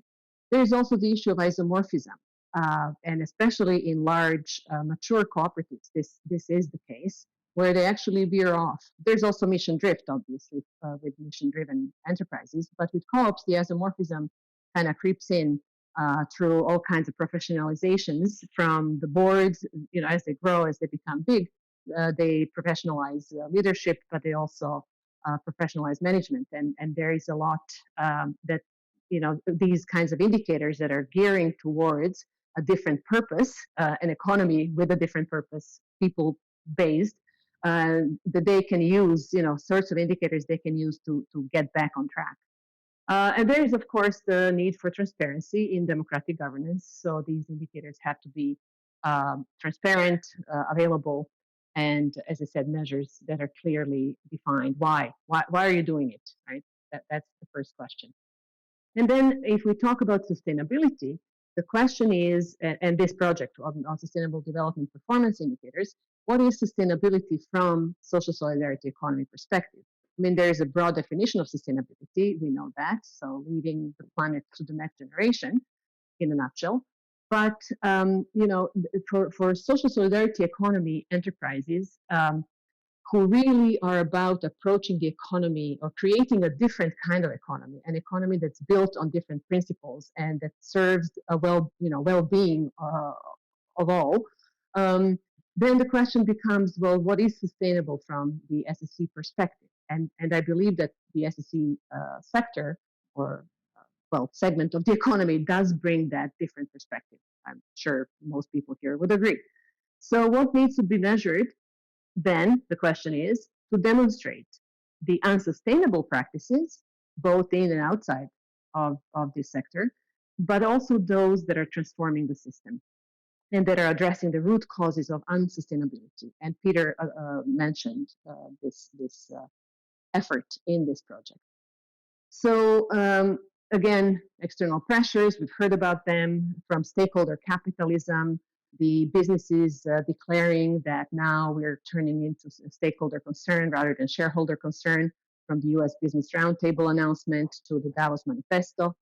They're for-purpose enterprises, conscious capitalism, impact investment, and all sorts of new enterprises that are showing their social benefit side, as Margie pointed out in detail. The purpose of SSCs, really fundamental purpose of SSCs, has to be identified. And again, the measurements and assessments of how we're doing should have that point of view, is how I was approaching this project anyway. But I would imagine most of the team as well. So mitigating a social and economic injustice by means of collective action is at the core, at the heart of what SSC is about. And this socioeconomic injustice is creating unsustainable systems, right? So SSCs transform the economy by pursuing common good, by economic democracy, deploying economic democracy, and again, creating a civil economy. And that they're people-centered instead of capital-centered, recognizing, of course, that capital is a needed input, but it's not the purpose of the enterprise existence. So we are saying that SSCs are different, that they address structural issues, that they address regulatory blind spots, that they promote human dignity, and that they deploy ethical business practices. So then if this is the case, and if SSC difference is not just in what enterprises are producing, so measuring outputs and outcomes of their activities, but also how they do it, the inputs, the processes, the why they do it, right? That matters in understanding this difference. how can we capture that in these measures and assessments of their performance, right? So it's about relations in production and consumption and deploying other elements of relationships between people. I have been focusing in this project on cooperatives as the benchmark model because not only do I do work in and with cooperatives, but it's also because they have well-defined values, they have well-defined principles, they have a statement on the cooperative identity that's catering, enterprises catering to community needs, and a global network. And so this benchmark model is what I keep having in mind. Not that all SSCs are made equal, of course, but cooperatives inform the process. And this is what I was focusing on in thinking, okay, what is it that indicators from SSC perspective need to bring to the table? And I am getting to the specifics of the indicators, so just bear with me. So sustainability indicators ought to deliver on the following, in my mind. They need to expose structural causes of the unsustainable economic model that's dominating and the regulatory environment that's problematic. They need to expose unethical practices driven by the strive for profit, most often than not. They need to show the effect that these alternative business models have or aspire to have in various spheres of economic activity. They need to reveal the transformative potential, at least, of SSCs, if not ongoing transformation. And they need to nudge those who veered off the path to actually, as I already said, isomorphic pressures, get back on track with their purpose. This SSC difference is, again, in their purpose. And I said that already. So in addressing structural issues, well, let me actually point this out. Okay, so sustainability from SSC perspective is about the following spheres of influence. They make a difference in the distribution of power and income.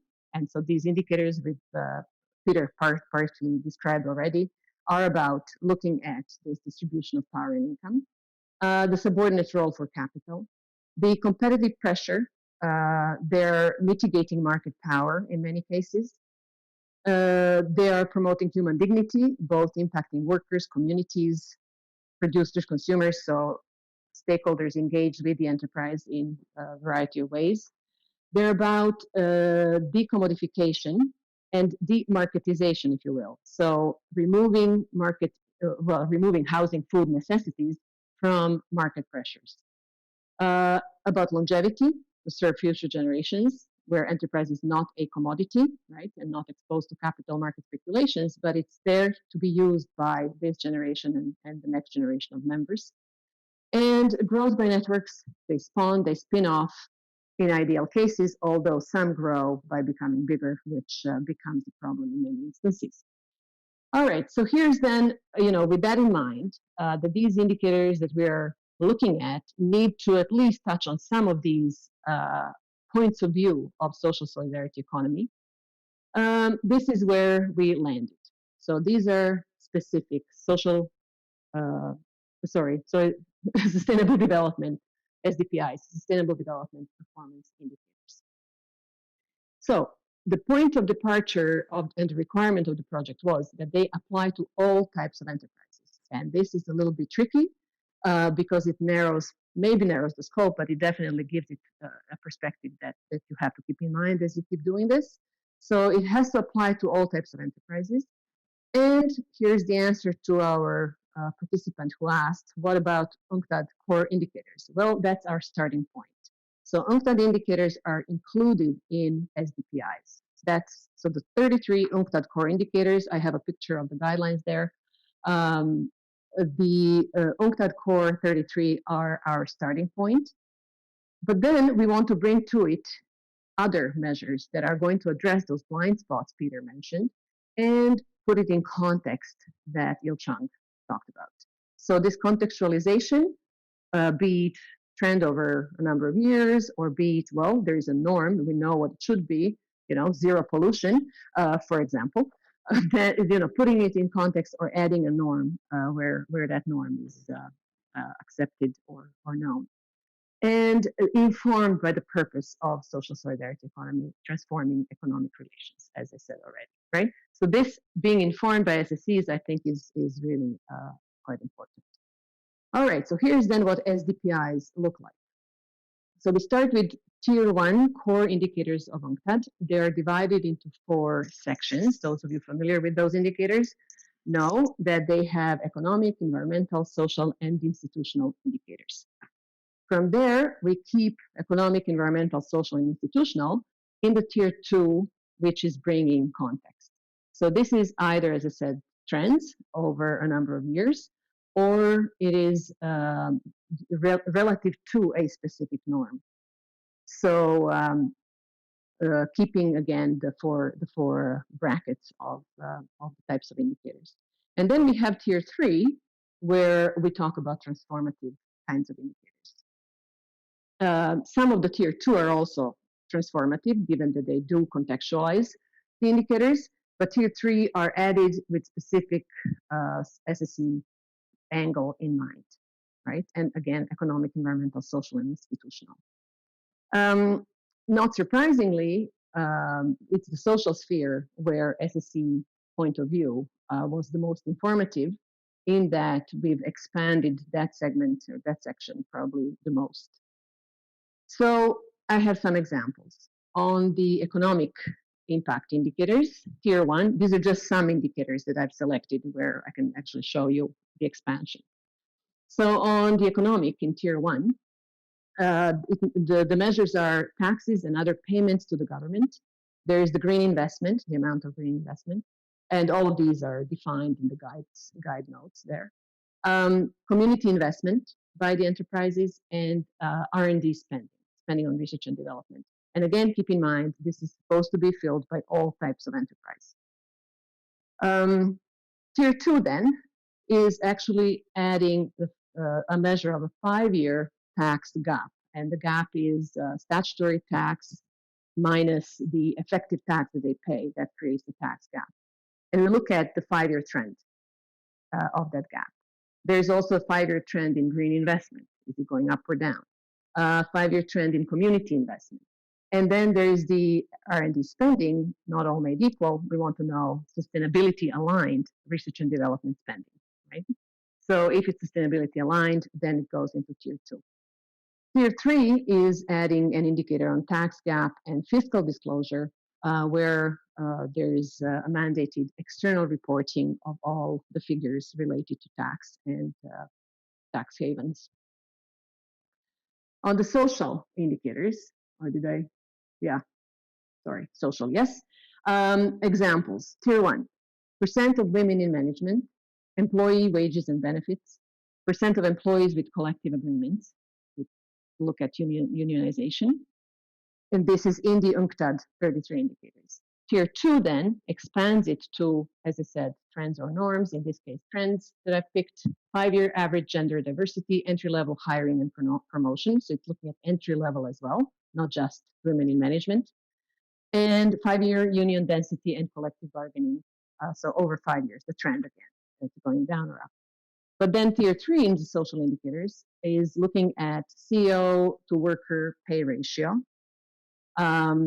This is something that SSEs are absolutely mindful of, report on, cooperatives do for sure, and are keeping very low, right? So it's something that's clearly, the benchmark there would be quite different between the corporate sector and the SSEs. The living wage gap, so it's, the difference in pay versus living wage. Distribution of surplus is added. So how is profit distributed? We call it surplus for known reasons in this sector. Gender hiring and promotion at occupational level, and dependent care support.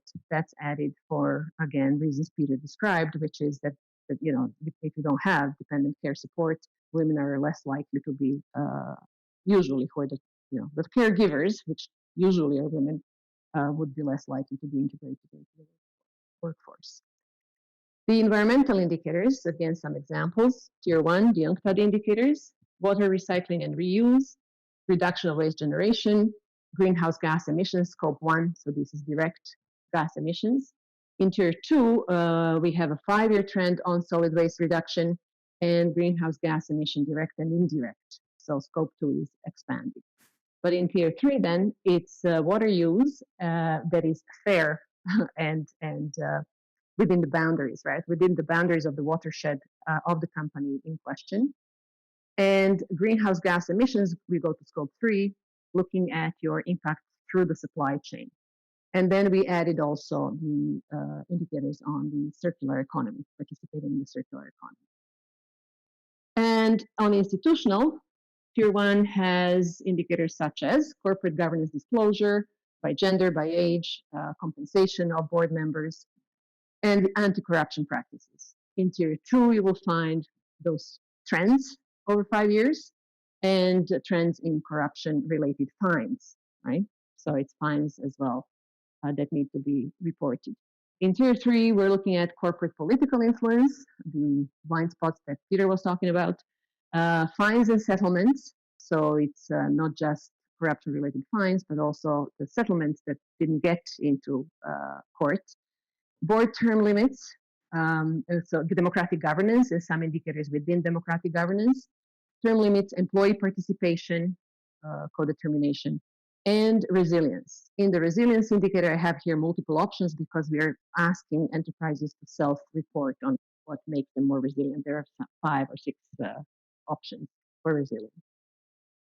So that's what the indicators look like. I think there's 85 of them. I'll refer back to Il-Chung and Sam to tell us a little bit more about what's next. But here, just to say that the implications of these indicators for SSEs, for social solidarity economy enterprises, mostly the transformative purpose and where they will find their niche is in the tier 3. But social area is particularly fitting. We expect that social SSEs will do better in those areas than a comparative group. And it's also about mitigating isomorphism, as I think I already stated, but it's in the stakeholder focus, in sustainable practices, circular economy, democracy, and inclusion. And those measures hopefully will help SSEs measure up. Issues addressed in the environment, we address supply chain emissions, the circular economy, the watershed boundaries. In the social, we are addressing distribution of income, gender equity, labor rights, employment inclusion, and ethical sourcing. And I have a list of, the detailed list there, pay ratio, living wage gap, and so on. And the institutional, the context-based accounting, saying that accounting need to be put in context, otherwise it doesn't tell us much.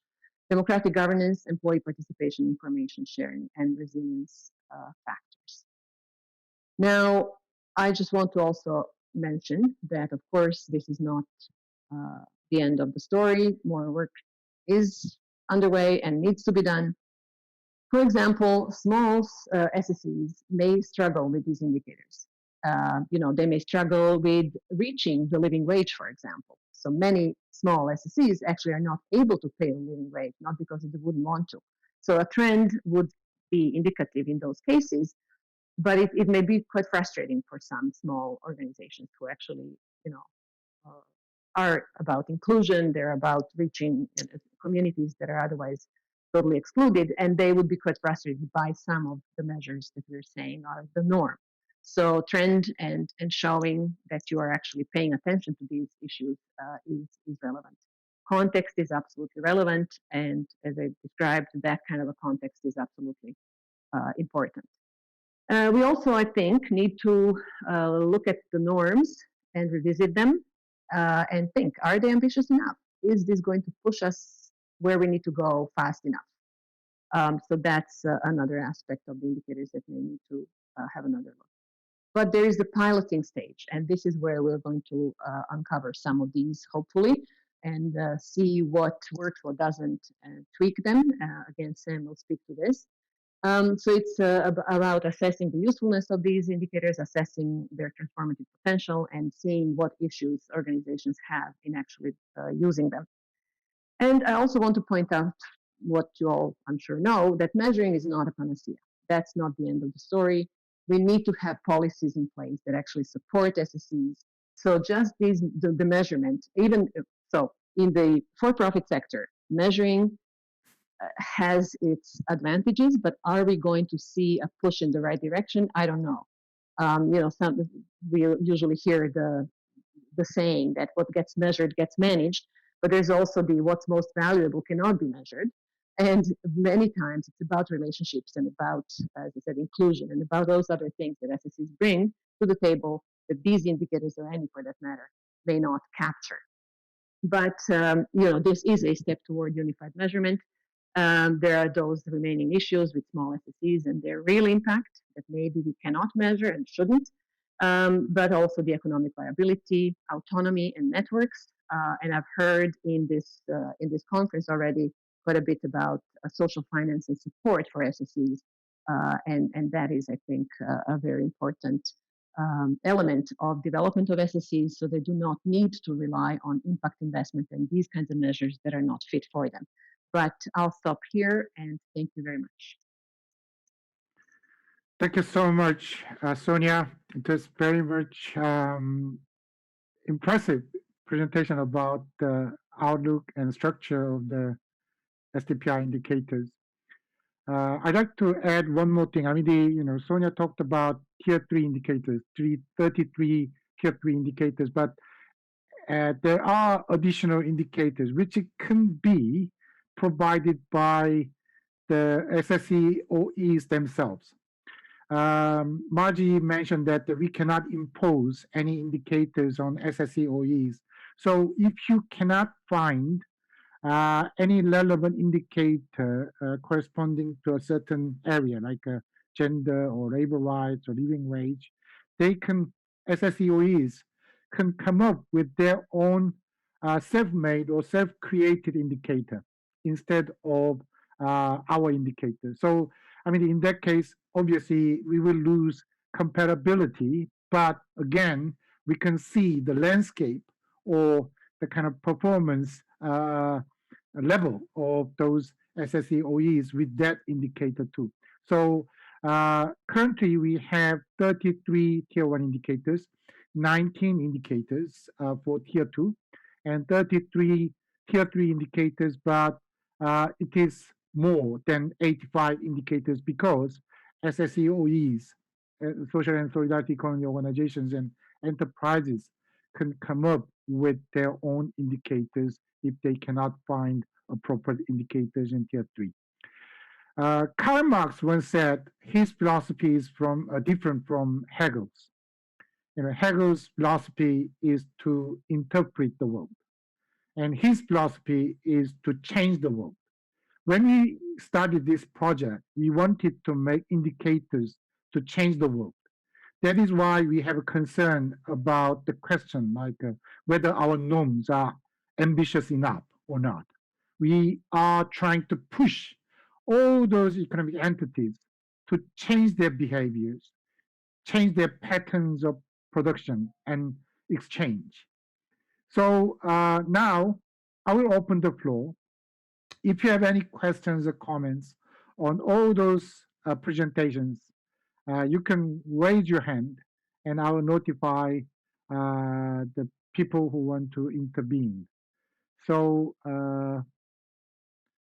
maybe Samuel, help me to identify people with questions and comments.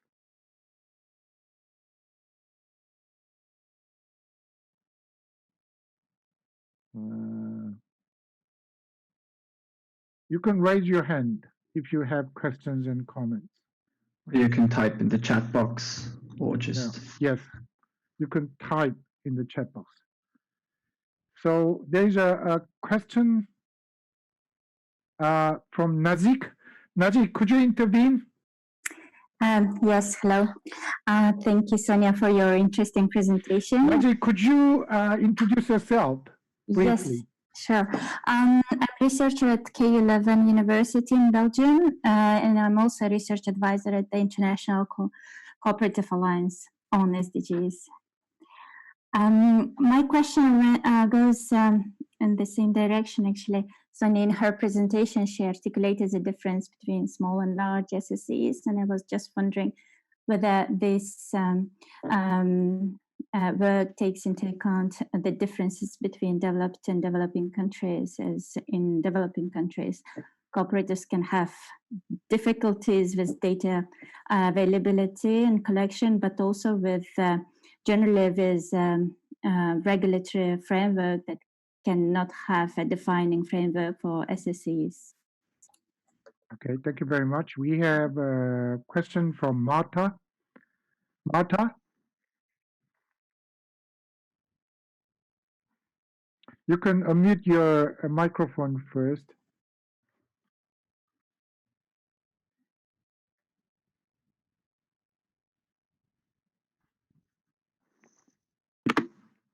Hi, Yes. Could it you, was difficult. could I you am audible. introduce yourself? Please. Yes, my name is Marta, not Martha. Marta, no H. Okay, Marta. Sorry. Sorry for my I pronunciation. am so happy that I am with you today. I've been in a lot of the other processes in this process that Mexico is hosting in a sense. And I think that what we are working with is very, very important, and we got to work it even much more because we are really discerning about sustainability, which in Spanish and French there are two words. Sustentabilidad y sostenibilidad. The paradigm that we have now is sostenibilidad. You know, it's not sustainable. It's being held together almost by chewing gum. And COVID has really shown us that things cannot go on as it has been. That is more than 500 years that we've been going in the wrong direction. And, you know, one of the things that we have to really work with is with the people that are really doing these discernments, because in the global north, they are not really up to what we are really going through in the global south. And there is global south in all those countries of the north, and that's why, you know, people like say in New York are out because of the murders of Black people and Latino people. But, you know, we got to go to where things started, what happened with the original nation, the First Nations, you know. We are not perfect, but when other nations came, they forced us to sustain the so-called development that there is in those northern countries, and people are very confused because they want us to fulfill the SDGs, which are correct because this is the, you know, the UN New Development post 2015 agendas are really about correcting the injustices of the past and the present and creating a different world order. But what has happened is that even during COVID, you know, some of those billionaires are trying to become trillionaires, and the number of people that are falling in misery and, you know, poverty and impoverishment, and there are two different words in there, you know. We are not paying attention to that, and that's really hurting my knees because it hurts to see that we are not really paying attention, that we are being called to be different, not build back better. It's not about better, it's about difference, and that's what you're talking and working about. So I just want to encourage you, and part of the problem we have, you know, we are not connecting this, for example, to what happened in Bolivia. That is a very great example of what we need to watch. That's a mirror, what has happened in the last 2 days, you know, just openly to the eyes of the world. So I'm not going to take much more time, but I really think that we have to do much more work on decolonization, because this is about decolonization, about the paradigm that has been imposed on peoples and nature and planet. Gracias. Thank you very much, Marta, for your intervention. And we have one question from Aaron. Aaron, floor is yours. Yeah, thank you. Thank you so much for the presentation. I really enjoyed the presentation. And then I always forget that I am just participating as kind of a supporter for this session. So I have one question, but is there any issues when you are developing this tier 3 indicators? Is there any indicator or the kind of issues that you wanted to cover and you wanted to include, but you actually didn't because you maybe thought that the SSEOs are not really ready to accept, or that the world is actually not really ready to kind of accept those issues. Is there any kind of indicators or areas or issues that you wanted to cover but you didn't actually? Thank you very much for that question. Okay, so let's go back to the presenters. I mean, you can pick up questions and answer any of those questions, or if you have additional remarks, maybe you can do it. Oh, sorry. Okay. I'll go very quickly. For the first question on small and large SSEs in developing and developed countries, I made reference to that, and I apologize because I went quickly and I only made passing reference. This is critical.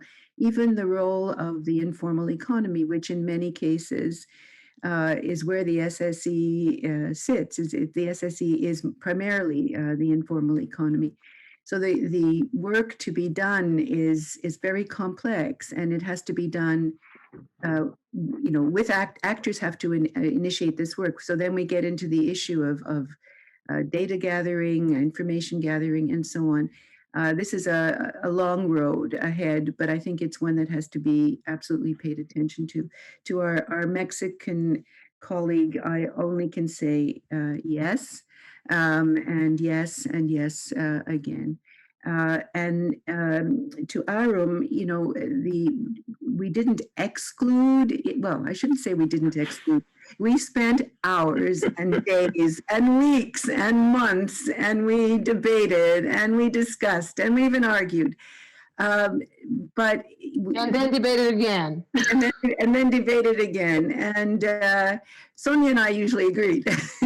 But this is, it's really, it was a challenge, and primarily to, constantly, beat the issue of diversity and how, homogenization and was important. We needed standards, but we needed to take account for that diversity. But I think, as Il-chung said, in the tier 3 indicators, that we are leaving room, a lot of room, for enterprises and organizations to identify, what is important for them. Is a real, it's not a way to bow out and say, well, we throw our hands up in the air, let them take care of it. It's a way of recognizing that this is a process that has to be integrated into how we come up with our final package. Okay, Thank you. Sonia? No, thank you. Thanks for all the questions. I think Margie covered it. As for the difference in, SSEs not being well defined, cooperatives not being well defined, ideally, these are the indicators for any kind of enterprise. It doesn't really matter how you're incorporated or not incorporated. And it's really, so we in the pilot stage, and again, I'll defer to Sam to speak about the pilot stage. We're hoping to cover different countries, different regions, different contexts, and have that sampling to see if actually it works in reality, right? And I'm sure there'll be new learnings from that. So I'll just leave it at that. Thank you very much. Sorry, on the colonization, I have one more. Yes, this issue has actually just come up, not just come up, but it's been coming up in the cooperatives, in the cooperative principles. We see these debates and hear the debates that actually principles need to be broadened by decolonization principles and the inclusion, diversity and inclusion. And so some communities, in the United States, of course, are talking about diversity and inclusion as a specific principle. And then the First Nations, obviously, I'm sure, would have a redraft of the whole thing and reconceptualization of how COPs are put together. So there's a lot of work to be done, but it's, on a community-to-community basis, I would say. Thank you very much. Peter? Yes, no, really, just to comment on Martha's point about decolonization. What you've raised there is the big, the big macro issue and challenge. And I think the issue for me, it speaks of decolonization, speaks directly to, I think, to the key blind spots I was trying to point out, which is distributive injustice, North and South, and the highly skewed power relations between North and South.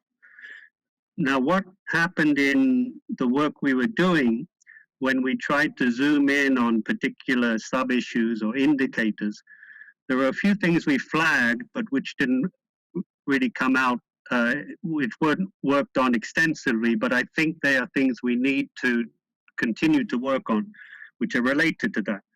So one, you mentioned under COVID, with the COVID crisis, the sort of the billionaires becoming trillionaires, quite right. But of course, the other crucial thing that's happening, which is linked to the whole thing of North-South relations, is the concentration of financial economic capital. The reinforcement of monopolies as capital takes advantage of this crisis to buy up sectors and firms and industries that are suffering. So we're going to see tremendous concentration taking place. And in the report I did with Kelly O'Neill, we say that we need indicators to look at market concentration. The other thing we flag, but don't go into in detail, but which is crucial for the North-South relationship, is not only the distribution or maldistribution of income within the enterprise, it's the maldistribution within the global value chain. So whereby the transnational corporations, the headquarters, the parts that deal with research and design, etc., capture or retail, capture the vast bulk of the value that's generated, whereas third world developing country producers often get very little. So those sorts of indicators, the distribution of value within the value chain and concentration of market share, market power, I think are two indicators linked to the whole issue of decolonization, North-South relations that I think we need to get into more. Thank you very much, Peter. And because of time constraints, I think we have to answer all those questions raised from the audience later. I mean, after this session, maybe we can have a follow-up session on these indicators again. But we have to move on to the presentation by my colleague, Samuel Burelli-Sauer, and he's going to talk about our pilot testing of these indicators. Samuel, the floor is yours. Thank you, Il-Chong. I'm just going quickly through a couple of slides where we'll explain the pilot testing as the next big step in the SDPI project. As we've been discussing before, as has been mentioned before, testing is absolutely essential to reveal the usefulness, and as Sonia has put it, also the transformative potential of our indicator system of these three tiers of specific indicators, but also so that we can see how user-friendly the materials, the accompanying materials are, that based on which the organizations and enterprises will do their reporting. So we're talking mostly about the manual that will come out very soon, and also the reporting questionnaire for organizations and enterprises to fill in their reporting data. So we will need an extensive testing process to find out about all these different parameters. But as has also been mentioned before, the SSE is very broad. The SSE organizations vary by type, by size, sector. We've heard about north and south. That makes a big difference. We've heard about formal and informal organizations. There are different ownership and governance structures that all make a difference in terms of how organizations will perform on these indicators, but also on their ability to actually report on these indicators. So we're talking about the capacity that is there in-house to actually conduct such an assessment of a lot of, we heard 85, more or less, depending on how SSEOEs use that possibility to select their own indicators in the tier 3. But so it can be a bit of a complicated process to do that, and for many organizations also the data availability will not always be given, as has already been pointed out as well. So as we go ahead with the pilot testing, we would like to, of course, take this diversity into account, but have at the same time also somewhat strike a balance on the data availability and the capacity to report, or like the ability to report. So in our pilot testing that will take place over the next month until about July next year, we will have 12 for-profit enterprises and 12 SSE organizations and enterprises to test the SDPI indicators and use the manual and survey questionnaire to assess and report their sustainability performance. And as I have pointed out, because of these difficulties or the potential difficulties, we will aim to have as broad of a range of SSE organizations and enterprises as possible, but will most likely have to give priority to larger organizations and enterprises, just simply given on the ability, based on the ability to report. But I'm sure there will be an interesting discussion. The next couple of months, so you can see the timeline. In October and November, we will identify pilot testing participants, these 12 SSE organizations and enterprises. We have already started with that, but have not completed this process yet, which will be followed by a kickoff event that will most likely be held online, just as this event today, where all the participants for the different organizations will come together with the trainers of UNRISD, as well as our partner organizations R3.0. And from December 2020 to January next year, there will be an online training with several sessions and with support provided by our trainers from R3.0 to the reporting, or like at that stage, just simply to the participating SSE organizations and enterprises. Based on that training, as well as the material that we will share already in November with these organizations, the SSE organizations and enterprises will conduct their assessment and reporting from January to about April 2021. We'll share those results with us about in April and May, and we will then process those data points so that to provide and to produce a comprehensive reporting framework, or somewhat of a scorecard for these reporting organizations. Then we will go back in our research process to also incorporate, of course, those results from the pilot testing into the three-tiered systems, into specific indicators, and also so that we can still improve the accompanying materials, the manual and the questionnaire, so that we can make sure that what we are producing in terms of content, also in terms of format, is really apt to support organizations and enterprises in reporting on their sustainability. So quickly again, how it works, participating organizations and enterprises will very soon receive the list of indicators in their current state, the manual for the assessment and the questionnaire for the reporting, and then their focal points, which would be sustainability managers or whatever function within those organizations that is determined to participate in our pilot testing. These people would then receive a training, as I said, in December and January, and will also receive some accompaniment or some support in case they have questions during the preparation of the SDPI data reporting and assessment. And then again, at the end, once those data points are all submitted to us, UNRISD and R3.0 will produce those sustainability reports based on the submitted data.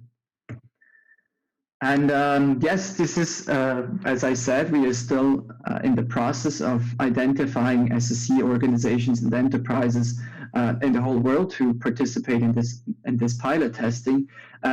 For SSE organizations and enterprises, this will be free of charge. So we are happy to just simply have you on board, and so that we can learn from your inputs and perspectives. And so please, if you are a representative of an SSE organization and enterprise as well that would be potentially interested in participating, or if you know of one or of a network, please reach out to Il-Chung or to me on the given email addresses that we can also share in the chat. or through any other channel that it's pretty easy to identify us. And now I will give back to Il-Chong for a last slide on other outlook, or like on not only the pilot testing, but other steps that are still upcoming in this SDPI project. Please, Il-Chong. Thank you very much for your presentation, Sam. And I'd like to add one thing to Sam's presentation. Currently, we have 9 places left. 3 organizations volunteered to have a test already from Scotland, from the United States, from Republic of Korea. So we have 9 places left, and maybe you can apply as soon as possible to take one of the 9 places left. Okay, plans for implementation, kind of future trajectory of this project. Obviously, I mean, as Sam talked about pilot testing, we're going to do it until next July, and we're going to do revision of indicators, and we're going to do global launch, and we're going to engage with discussion on harmonization of sustainability reporting indicators within the UN system. There was a question about the relationship between our indicators and UNCTAD indicators. Within UN system, there are several agencies dealing with indicators of sustainability reporting of economic entities. And we started discussion about harmonization of those indicators within the UN system. So we will engage with this discussion by providing inputs and ideas based on this indicator research and indicator itself we developed. So this is a kind of a rough plan or the future trajectory of this project. And if you have any questions or comments, please raise your hand and we will answer your questions. I see there was already a question in the chat by Valerie. Valerie, maybe. Valerie, yes. Hi, thank you. Maybe I'll just read it. Yeah, before break, I asked how the 2 framework, the one from UNCTAD and your framework, was aligning, and I'm really pleased to see that they're aligned. FAO is currently developing a supplement to the UNCTAD framework to better measure the impact of the food and agriculture sector to the SDGs. We feel that there's a lot of indicator missing for our sector, especially on the environmental side, but also on the social side when we think about child labor and so on. So we are currently developing this. We are ready also for external review and pilot testing. And my question was, when you did this, so we are talking about tier 1 indicator as per Sonia definition.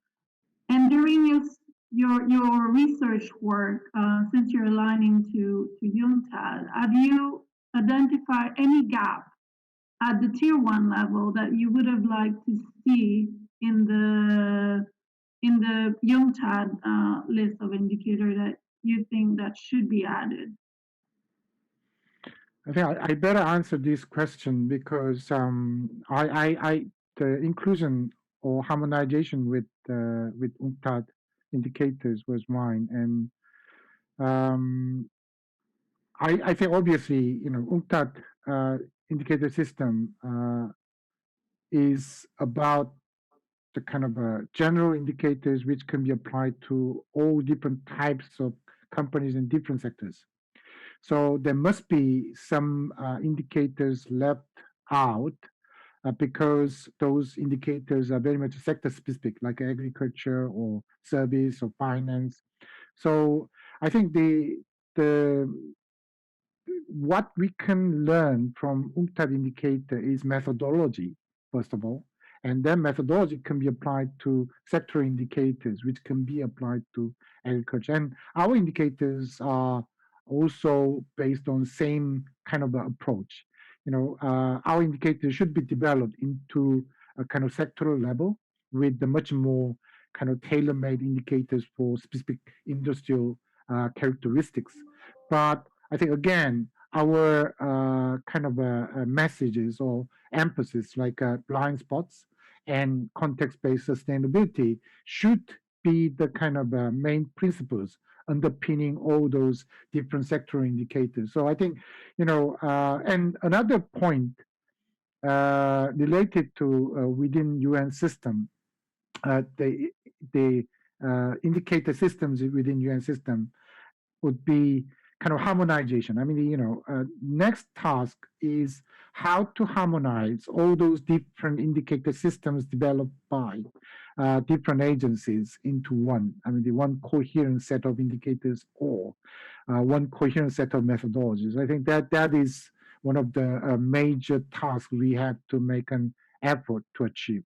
Sonia, you have something to add? I wanted to comment that in the pilot, I think some collaboration and cross-referencing in the pilots make sense to me, because if FAO has already, if you're ready to pilot, we have some agricultural cooperatives in the mix in the pilot of UNRISD. So it would make perfect sense to expand the indicator testing with what FAO has done, because those guys are going to be the most probably the best place to give you comments that might be useful for the sector.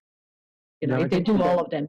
Yeah, as long as it doesn't impose a lot of work burden or study burden on cooperatives, I think that's a good idea. And I think that is the future. They do it already. Yeah, that is the future plan. I mean, as Sonia mentioned, we have a JET from Cabot, one of the biggest cooperatives in the United States, and they are going to have a test. And again, when you had a discussion with Cabot, I mean, they are under the pressure of different tasks related to reporting and all that. So I think they need a lot of support from public agencies and international agencies like FAO or UNRISD. So as long as we can provide strong support for them to do that kind of test, I think it is a very good idea. Any other comments? Jeff, do you have anything to say or add? Okay, Peter? Yes, just no, and on Valerie's point, I guess the short answer is whether the perceived gaps related to tier 1, we've added to tier 3. So if you look at the tier 3 indicators, then that's what we sort of considered to be certain gaps.